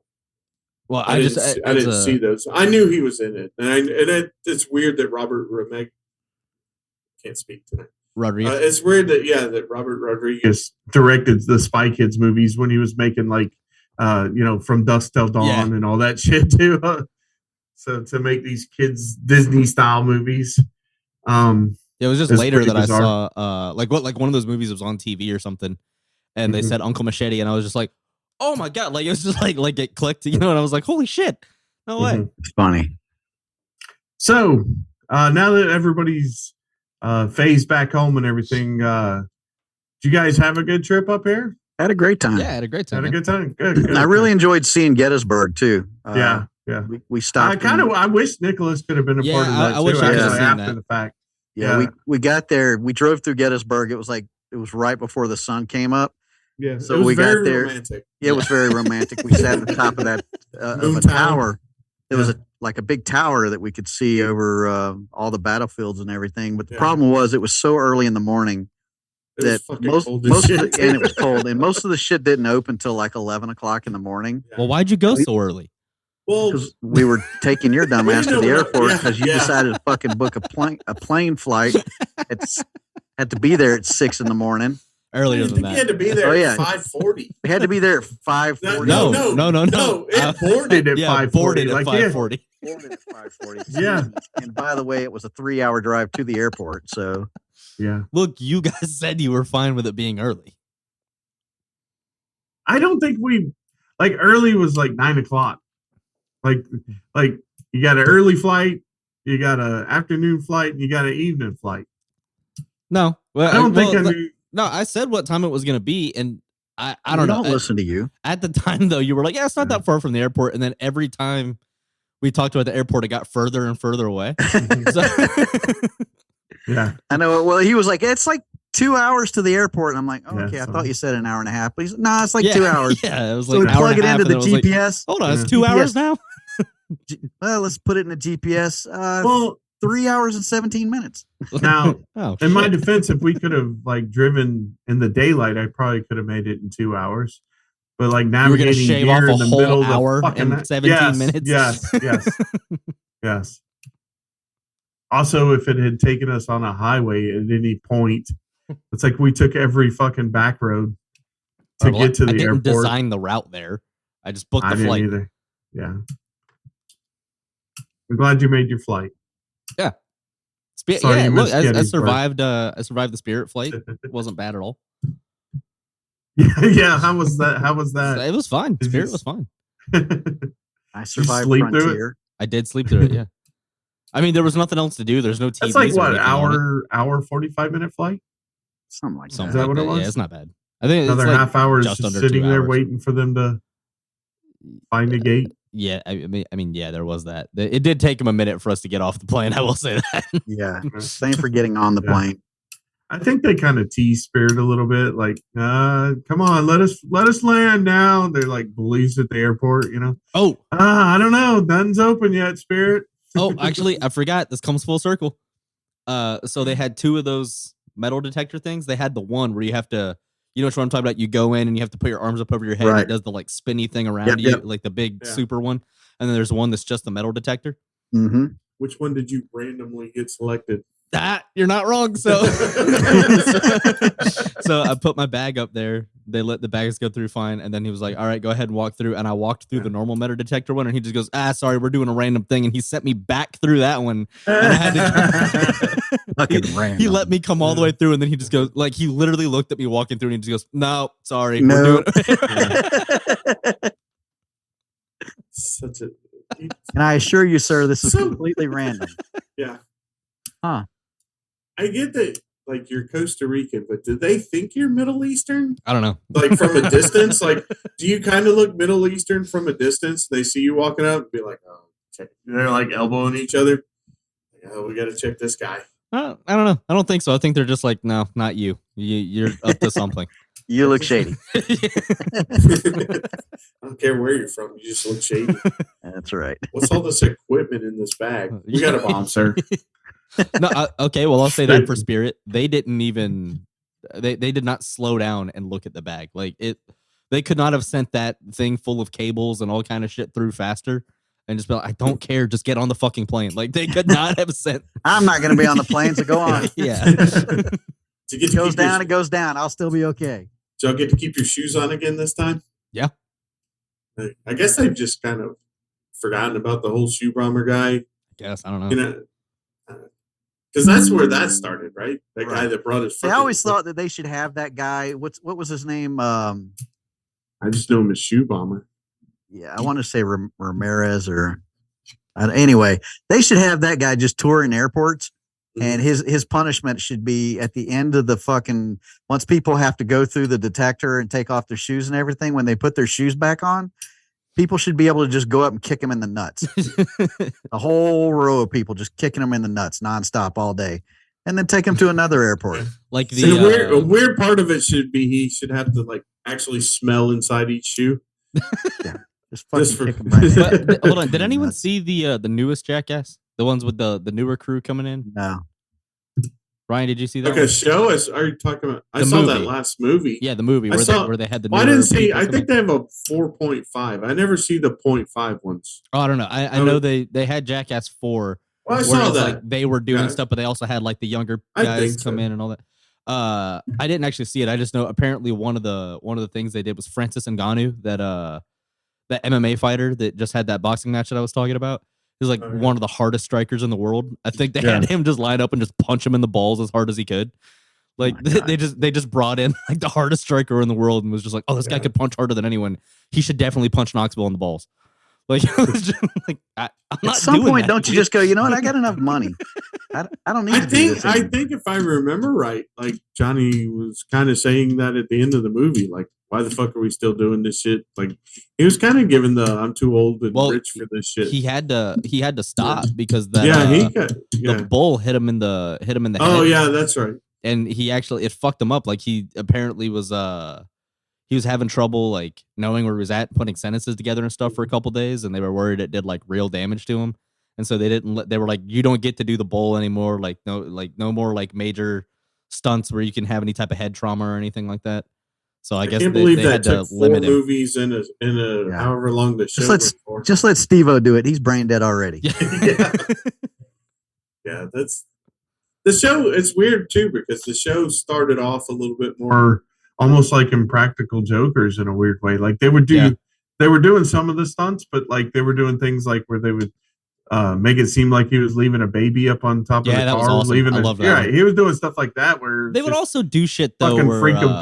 They just did the things to freak people out, not just crazy stunts all the time. They did, but they also just did dumb shit where it's like, hey, jump in the shopping cart. I'm going to run you into a brick wall. You know what I mean? Like they did a lot of that type of shit too. Yeah, there was that. There was plenty of that. See how long, like go down the shopping hill and hit the curb and see how far into the bushes you found. Yeah. How cut up you got in the bushes. Yeah, there was all that shit too. But they had a lot of the fucking freak with people with like leaving a baby on a car and stuff like that added in before, which is weird because you'd think that they would start incorporating that later on to do less stunts. Yeah, you think so?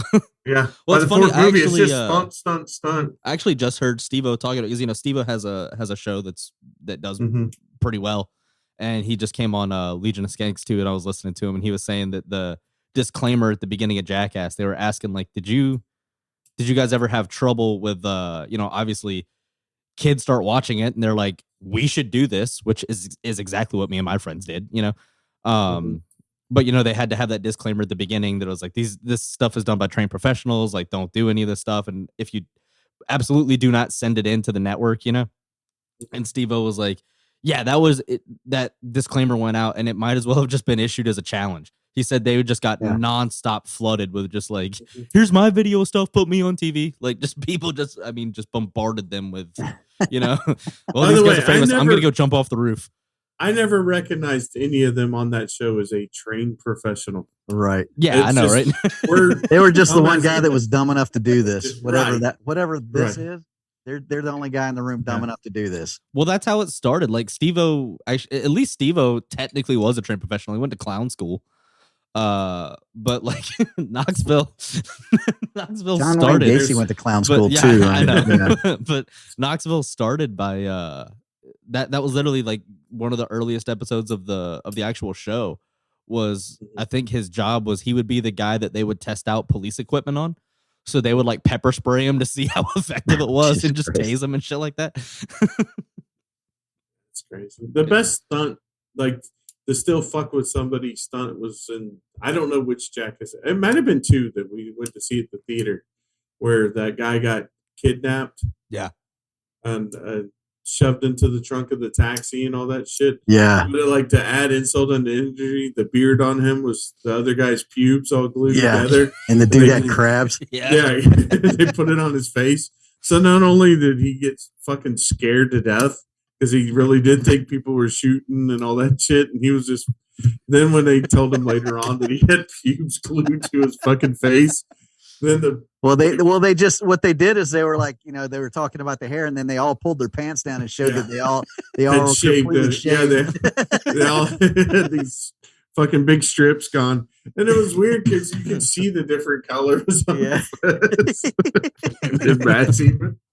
That was a good prank. So they still did some of the pranks that weren't super physical at the same time later on. But anyway. I have no idea how we got on. I always thought it was funny that guy's name was Danger Aaron and his catchphrase was safety first. Okay. I don't know if I paid attention to that. But I'm glad you guys got to come up here and glad y'all had a great time. Well, I guess you said good time, but I don't want to, build some the brisket turned out pretty good. Yeah, you did a good job. Good. Thank you. Got a good feedback on that. I tell you what, like after you left, you remember like we were cutting away the best parts and kind of leaving some of the shit parts for the guests that we didn't like as much. Yeah. I think that was the philosophy of the whole thing. So there was still a decent amount left. Here, there was a decent amount left. And one thing that was good at lunch is like, since my wife made 17 pounds of fucking baked beans for some reason, 5 fucking big full cans, giant. I don't know what she said. I tell you, to this day, I still give her a little bit of shit because I was like, "We have any of those beans left?" Yeah, and I was like, "Hey, I appreciate it. I was able to rearrange this cabinet with like all this space you created up here now that all the beans are gone." It was the equivalent of like 5 2-liters of baked beans. Yeah. But what's good now is like for lunch after. There's like 10 people going to be here. Yeah. That's like a half a can each of beans. Yeah, I was going to say, do they get the cans are like 48-ounce cans. Fucking handing out cans of beans like it's like they're fucking guests on Letterman in the 90s or something. I took the beans and I started slicing up some of the brisket that was left over and just like mixed that all together and stuff. Yeah, it was fucking delicious. So hell yeah. I was able to make use of the stuff that was left over, and it was pretty tender actually. It wasn't as bad as you thought. The food was excellent on this trip. Even the gas station food at Sheetz was pretty damn good. I have to. You and I hit a gas station on the way back too that had a they made an excellent breakfast. Yeah, they made it was like just this fucking making omelets and hole in the wall gas station. We were just stopping to piss. So far out. I mean, there was no phone service. I mean, it was just out in the middle of nowhere. And I still need to hit a Wawa. And we were like, you know what? Let's go ahead and they have breakfast here. Let's, I figured we'd buy a biscuit or something. I'm like, actually, omelets. And they had this little old woman in the back. She was making the breakfast. I'm like, I bet that chick knows how to make some food. Yeah. Like, let's let's try those omelets. And there must have been probably 5 or 6 eggs in those omelets. It was huge. I couldn't finish it. They were kick ass. That's awesome. So he brought up the Wawas, and I was like, yeah, we actually saw a Wawas. So let me rephrase that. We got sign. Fucking faked out by goddamn Wawas because they advertised like it was right there, and we made a few turns, and there was no Wawas to be found. It was weird. There were 3 other things on the sign, and they were right where they were supposed to be. But there was no Wawas there. Supposedly, the Philly cheesesteak at a Wawa is top notch. Okay, well, they always talk about them opening up around here somewhere, so maybe I don't know. The one at Sheetz was pretty good. I mean, I think I had a Philly cheesesteak there. It was good. Sheetz pretty good. Sheetz you think you had a Philly cheesesteak? Man, we walked over to Sheetz and he could not figure out what to do about that fucking kiosk. I was stoned as hell. I just kept walking around looking at snacks. I know, it's just like, this is complicated. Well, he kept like he opened up the thing and it popped up and I was like, what are you doing? He's like, I don't know. I want this thing. And I clicked the sandwich and it just popped up with options where it was like, do you want any of the add-ons? He's like, I don't want all this stuff on my sandwich. I'm like, then just hit none.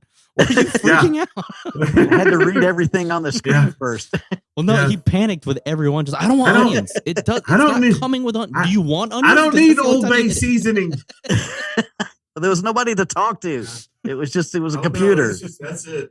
I'm going to take a quick piss break and then we'll wrap this up. All right. All right. Be right back. At the shop next door to him. Remember? Yeah. We went all the way to New Jersey. He had a spot like literally fucking 10 feet from his house. Yeah. Man. Really? That stuff was like the chocolate that your mom got me. Oh, really? That shit fucked us up. I mean, woo, wrecked my fucking world. Yeah, Tina was eating these out in Washington and like blacking out. Yeah, that's how this stuff was. Now it's the Delta 8, but it was the ones like, we had were Delta 8 that weren't doing anything. But these were like super duper. Like the fucking concentration was really high. They're the ones that says they're like shrooms or something mushrooms. Let me see. I may have a picture of it. I'll send it in the chat. But holy shit, I ate a half. It was like, should we eat a whole one or a half? And I'm like, this shit looks powerful. And it says extremely potent on it. And I'm like, you know what? I'm going to eat a half of one. I probably could have been okay with a quarter of one. And I ate one of those edibles. Sent us for a loop. The other day, I ate one of those edibles and then drank a Long Island iced tea, and I was pretty fucked up. Let me see if I can find it. Yeah, that shit was strong. And then also, when I say a Long Island, I made my thermos. You know, that giant Falcons cup that I have. I put a Long Island in that thing and was just kind of sipping on it throughout the night. I think I deleted the picture. Yeah, I was sitting still, so it wasn't too bad. Like, I could feel it a little bit while I was sitting, but it wasn't too bad. And then I stood up and then realized that I had that really strong edible, and I had been drinking that Long Island all night. I stood up and was like, oh. Ryan, tell them about those edibles that we bought next door at your place. Holy shit. That was pretty fucking crazy. Like, Amanda's still picking on me because when we wrapped it up, I didn't yell like I'm going to bed this time. I just sort of. Well, you didn't think you did last time. I didn't think I said it at all last time. Apparently, apparently I yelled it out. I'm going to bed. But we sort of wrapped it up. You know, hey, let's all cook crash and everything. And then she went and did some stuff. And she came in the room, and I was like on the bed in my clothes, no covers or anything, just laying there. And she's like, are you, because normally I'll like sit up, watch a few videos. Yeah. I hadn't even put my mask on yet. She was like, are you going to put your mask on at least? And I was like, I will in a little bit. I just need to lay. She goes, you must have repeated, I just need to lay here about 7 times. It's like, I just want to lay here. And then she goes, she was joking the other day when we were in the car. And she was like, yeah, it was crazy how you just like lay down on the bed like you were done. And she goes, I was surprised you weren't watching your videos or whatever. I was like, I already had too many videos playing in my head at the time. It was just been confusing. I wouldn't have been able to keep up with anything else. Like I had too much already going on. Those things are awesome. They really are. I'll send you a picture. I took a picture of the bag, by the way, because you wanted to know the brand or whatever. Yeah, perfect. Yeah. Some of the facts. So I've got. Well, I haven't tried shrooms on them. They're not shrooms. Yeah, put that in the chat. They're more gummies than shrooms, but it says shrooms on there. Funny, we went all the way to New Jersey to get those, and they're literally 8 feet from your house. Yeah, dude, I told you they had to have Delta 8 there. Yeah. Yeah, I'm still learning about a lot of that stuff. I didn't realize. I wanted to go over there and check when they said they were opening up in there. We had these one thing. So we went to when we played that little festival.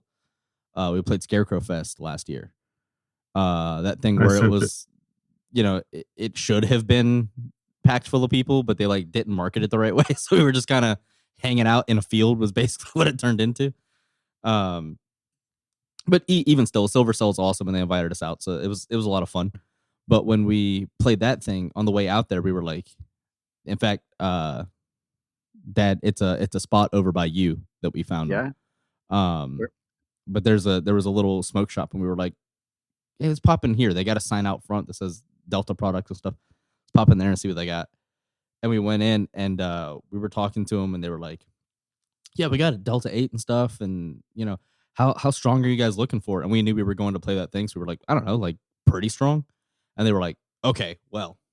And they're like, if you like that, we got this other stuff too. So we got Delta 9, and I was like, I don't know what the numbers mean. What do the numbers mean? And they were like, well, we got that, and then we also got Delta 11. I was like, I just told you I don't know what the numbers mean. Like, yeah, what the hell are these things? And he's like, so I think it was the Delta 11 one. As he was like, so basically Delta 8 is like, it's just different cannabinoid that's in there. So it's kind of like the same thing as like if you smoke weed or something like that, like the THC that's in it is the same as like when you first start smoking or whatever. That's essentially what Delta 8 is. It's like it's processed the same way. Delta 11 is once you're really, really high off an edible or a joint or something like that. Once you're high, that's basically what Delta 11 is it just takes that feeling and it puts it right up front, and then you start there and go from there. And I was like, okay, well, give me those. Let's get those. And we went to the thing, and we had all bought beer and shit like that, and none of us had a cooler.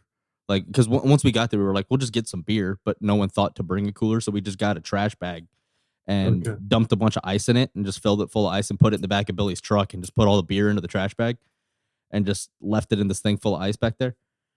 And we had the little carton in there, and then someone, because they were gummies, someone ate them and then just stuck them back up on the tailgate or something. And we came back and they just all melted together, which also cooks them and makes them stronger.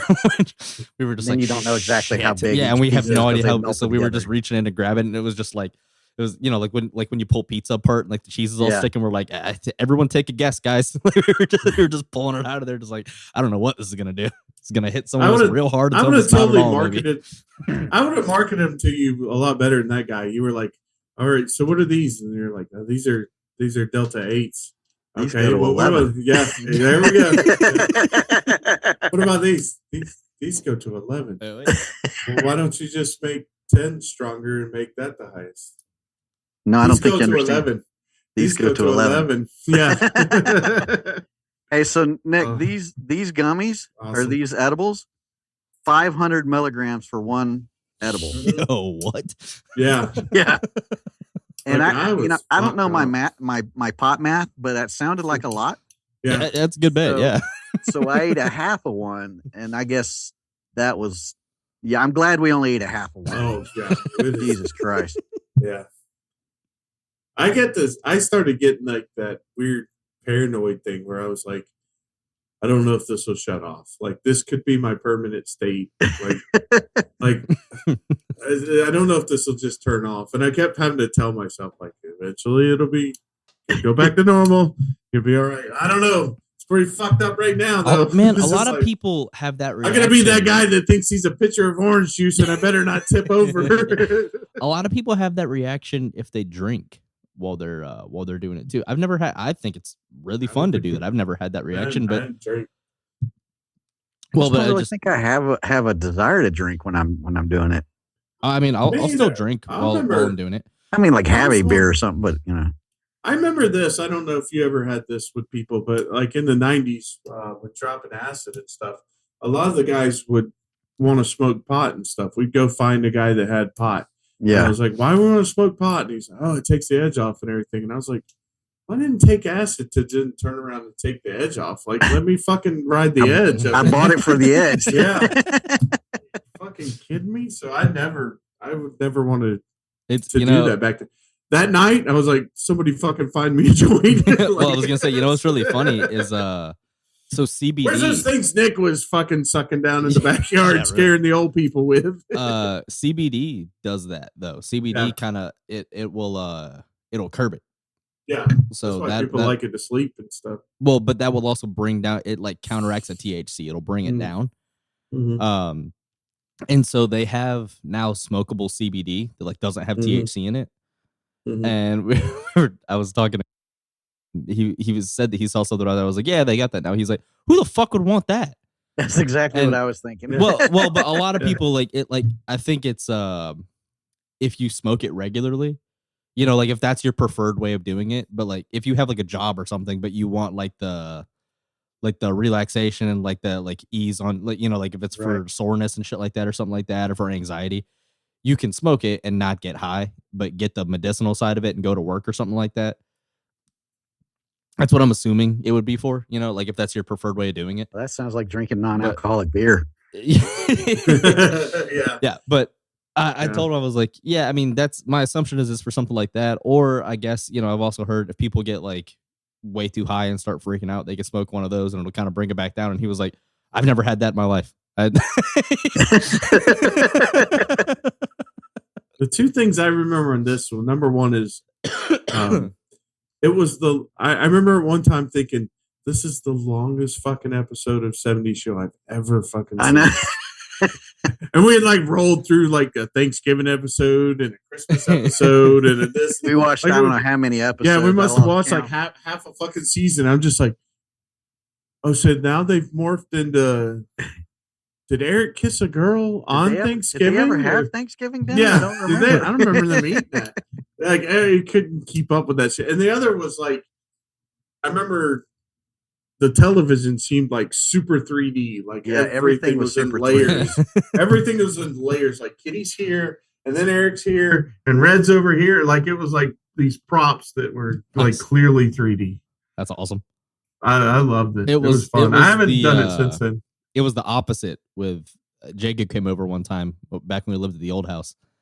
And that's what I'm talking with drinking with it too. So he was down there and he just had a handle of tequila and was drinking tequila. And I don't remember if he had smoked a little bit or if he'd eaten some edibles or what, but he was down there just drinking with it too. And he was sitting there for a while. We were watching Rick and Morty. And yeah, you've described that before, Dad, as just being like a loud TV show, not even volume wise, but just like there's a lot going on. There's a lot going on. I got. So I know it's supposed to be this generation's Beavis and Butthead or whatever. It's awesome. But we were watching it and it was okay. That's not a bad description. It being loud. It was an extra loud episode. Like it was one where it was like a lot of shit is going on. There's a lot of stuff changing. This is our loud episode. Yeah, so it's just like every time that like they're going through like portals and shit. So every time it's a new scene, it's like a drastic switch to a scene. And he was like, I can't get a grasp on what's happening. Every time they go into a new room, I think a new episode has started and it's freaking me the fuck out. I can't get a handle on. I don't know where I'm at. I can totally see that because it was like I got to go all the way upstairs. and I gotta brush my teeth. Yeah. I'm not sure if I'm ready for that kind of commitment. Yeah. We did that. So the old house, we used to go all the way down to the jam room. And one time we did that and we were just stuck down there. And I remember we walked out to the steps because we were about to go to bed. So we were about to go up. And me and her just walked out and we just stood at the steps and we were just looking. And it was literally like to us, it was like looking at Mount Everest from the bottom. And we were just looking at our staircase and we were both just like, I don't know if I'm going to be able to do that. Maybe I should just sleep here on the steps. We either have to commit to living down here or we might have to crawl, but I don't know how I'm going to get up there. Yeah, like the brushing the teeth and everything. They'd look over like, "Why are you on your phone? What are you doing on your phone?" I gotta make a checklist for all this shit. I'll like brush my teeth. Click.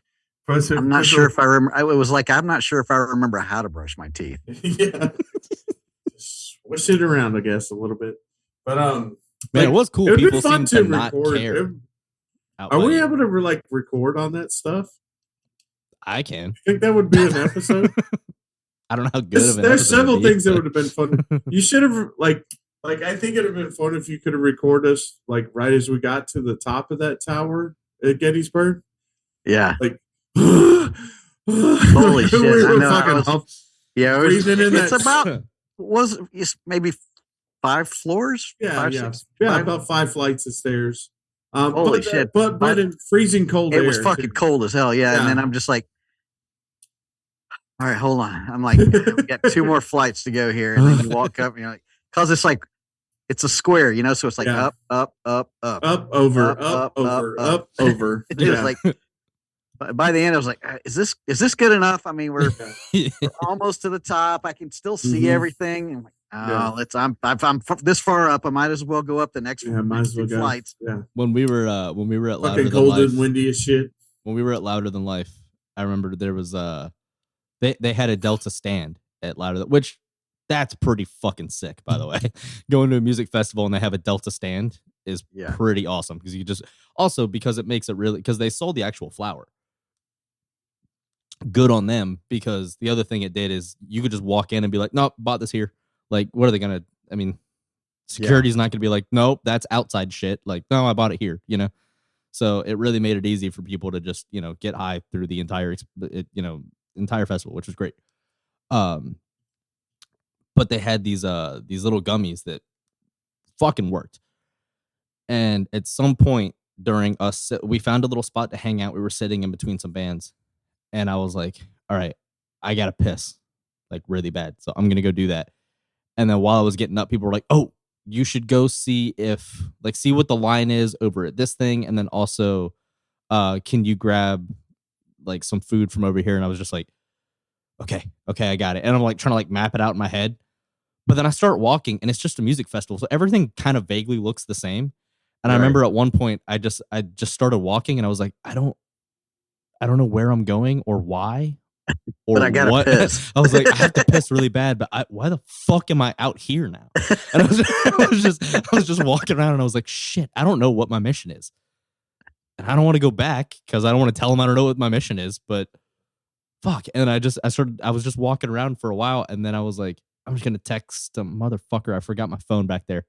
I don't know where the fuck I'm at, and I don't have my phone. Like I just had to wander around this whole fucking music festival until like I was just walking around. I was like, oh, here we go. Here's something I recognize, and I just had to like just kind of trace my steps all the way back. They're like, where the fuck did you go? I was like, I don't know, but I don't know. I was like, Chris, not only where that, are you? I don't know. I was like, not only that, I came back empty-handed. I didn't get any of the stuff you guys said. Did you remember to take a piss? Nope. Get a big orange drink. A big orange drink.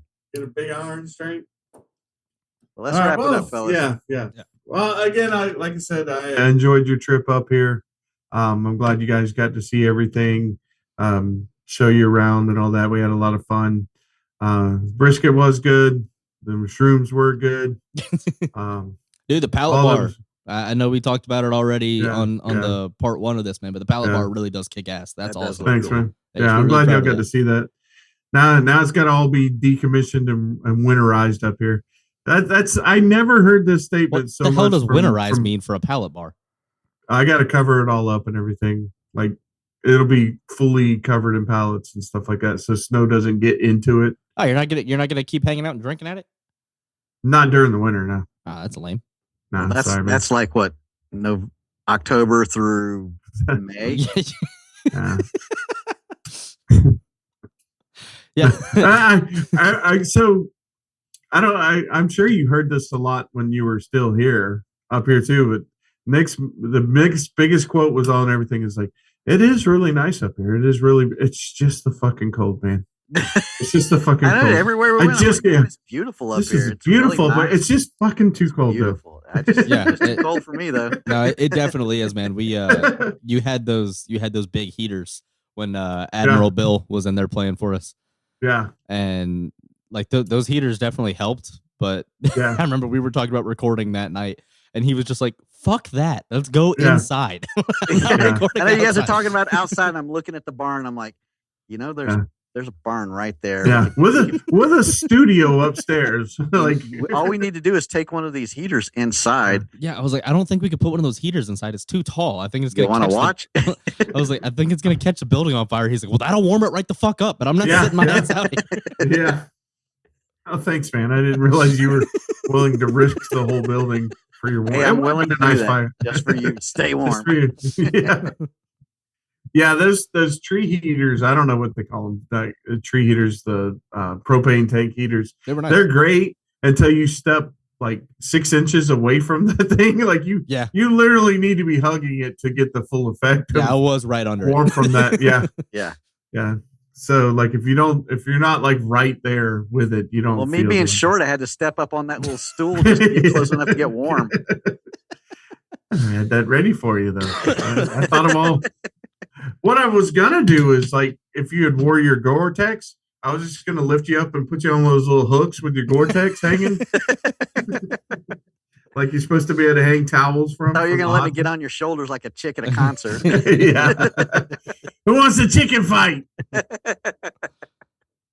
It did get a little bit cold that night. I remember the singer called the night before. He's like, I don't know if I can come perform. I was like, well, you're fucking doing it since you're calling me the night before, asshole.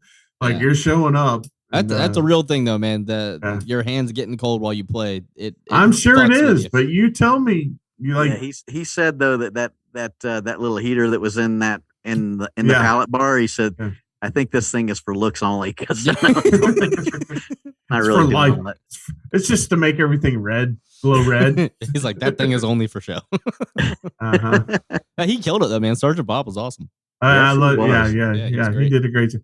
I swear to you, it did not have anything to do with Cats in the Cradle. By the way, I was pissing and I heard it. I was like, "Fucking wrap this shit up! I gotta get out there."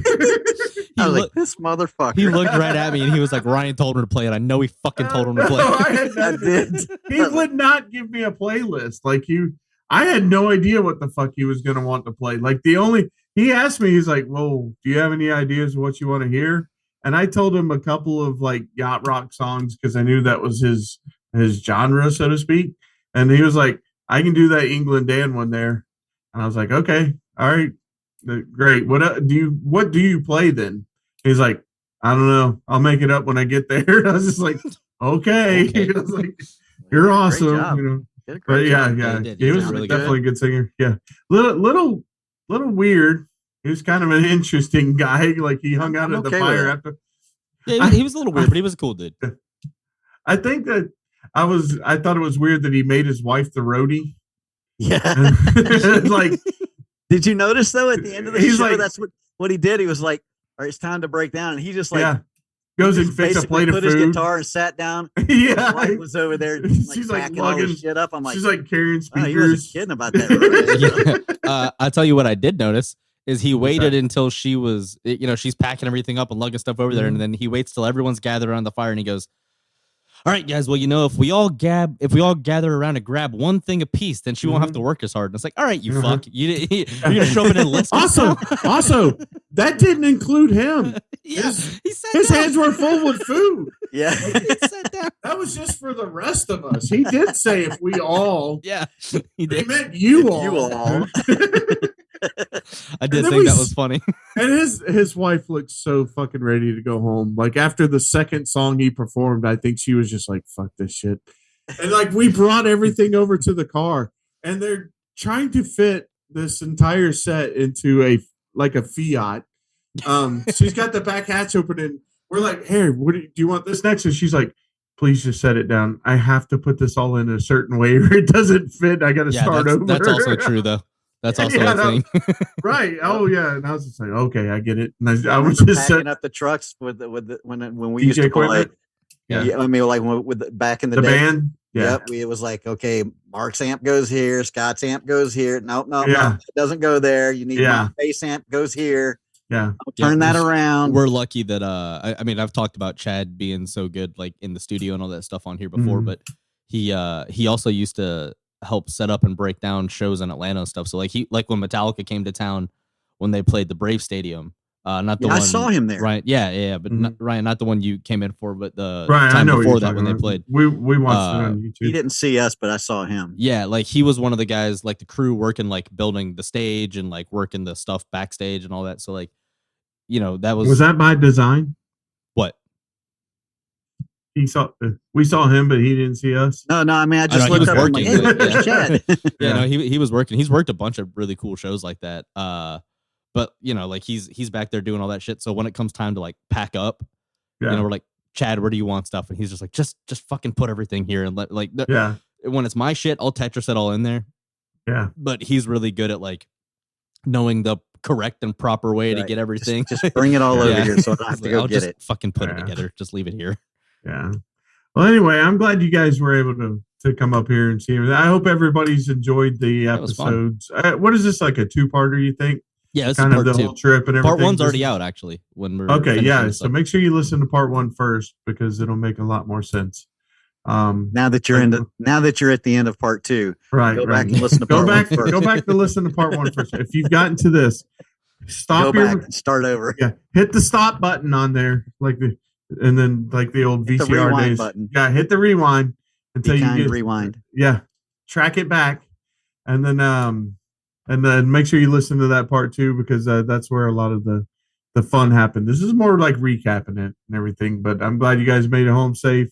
Hope everybody enjoyed this episode. These episodes, they're probably going to be pretty special to me though. Like I enjoyed recording these. Obviously, fun, man.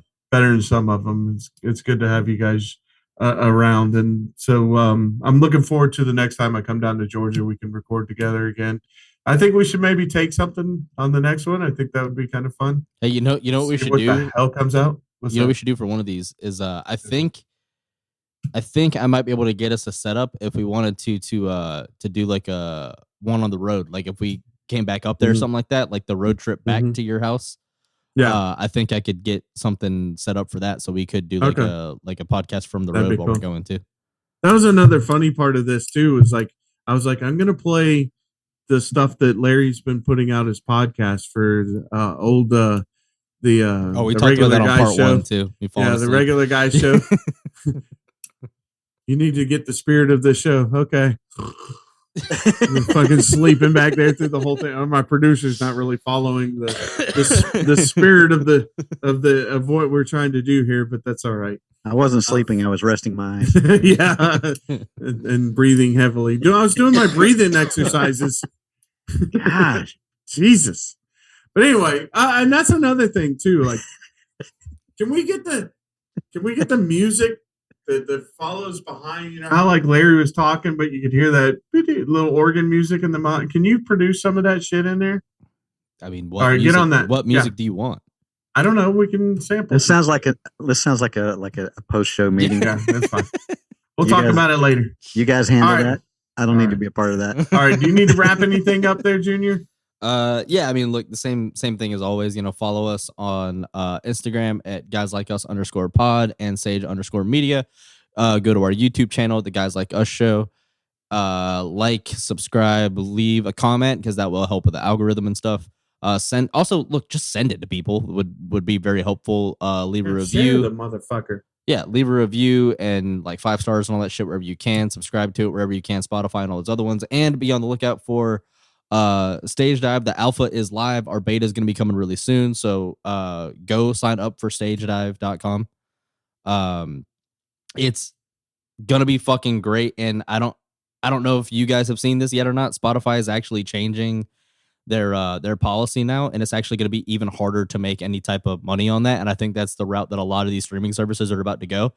So for any up and coming band or podcaster or anyone out there, Stage Dive is going to be the way to go for up and comers that actually try to make money. I 100% agree with that. Yeah, absolutely. So and I look forward. We're going to get back to some of our traditional things in future episodes. We'll have some more music stuff. We'll have some forgotten films, some movie quotes, things like that coming up. So everything's going to get back to the way things were, rebuilding that stuff. So, and that's all I got. You guys, maybe we can do a clip show or something, Yeah. But that's going to do it for this episode. Thank you guys for coming up here. Thank you guys for listening. Make sure you do all that stuff the Junior there just told you about. And also don't forget to, well, don't step on down power lines. Obviously. All right. Later, guys. Out.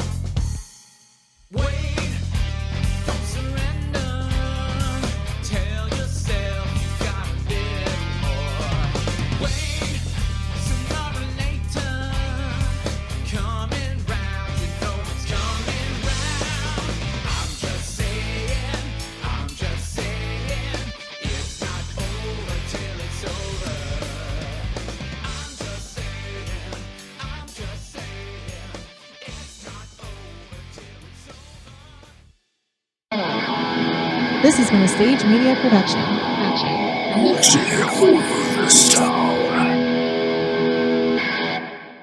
You still here? It's over. Go home.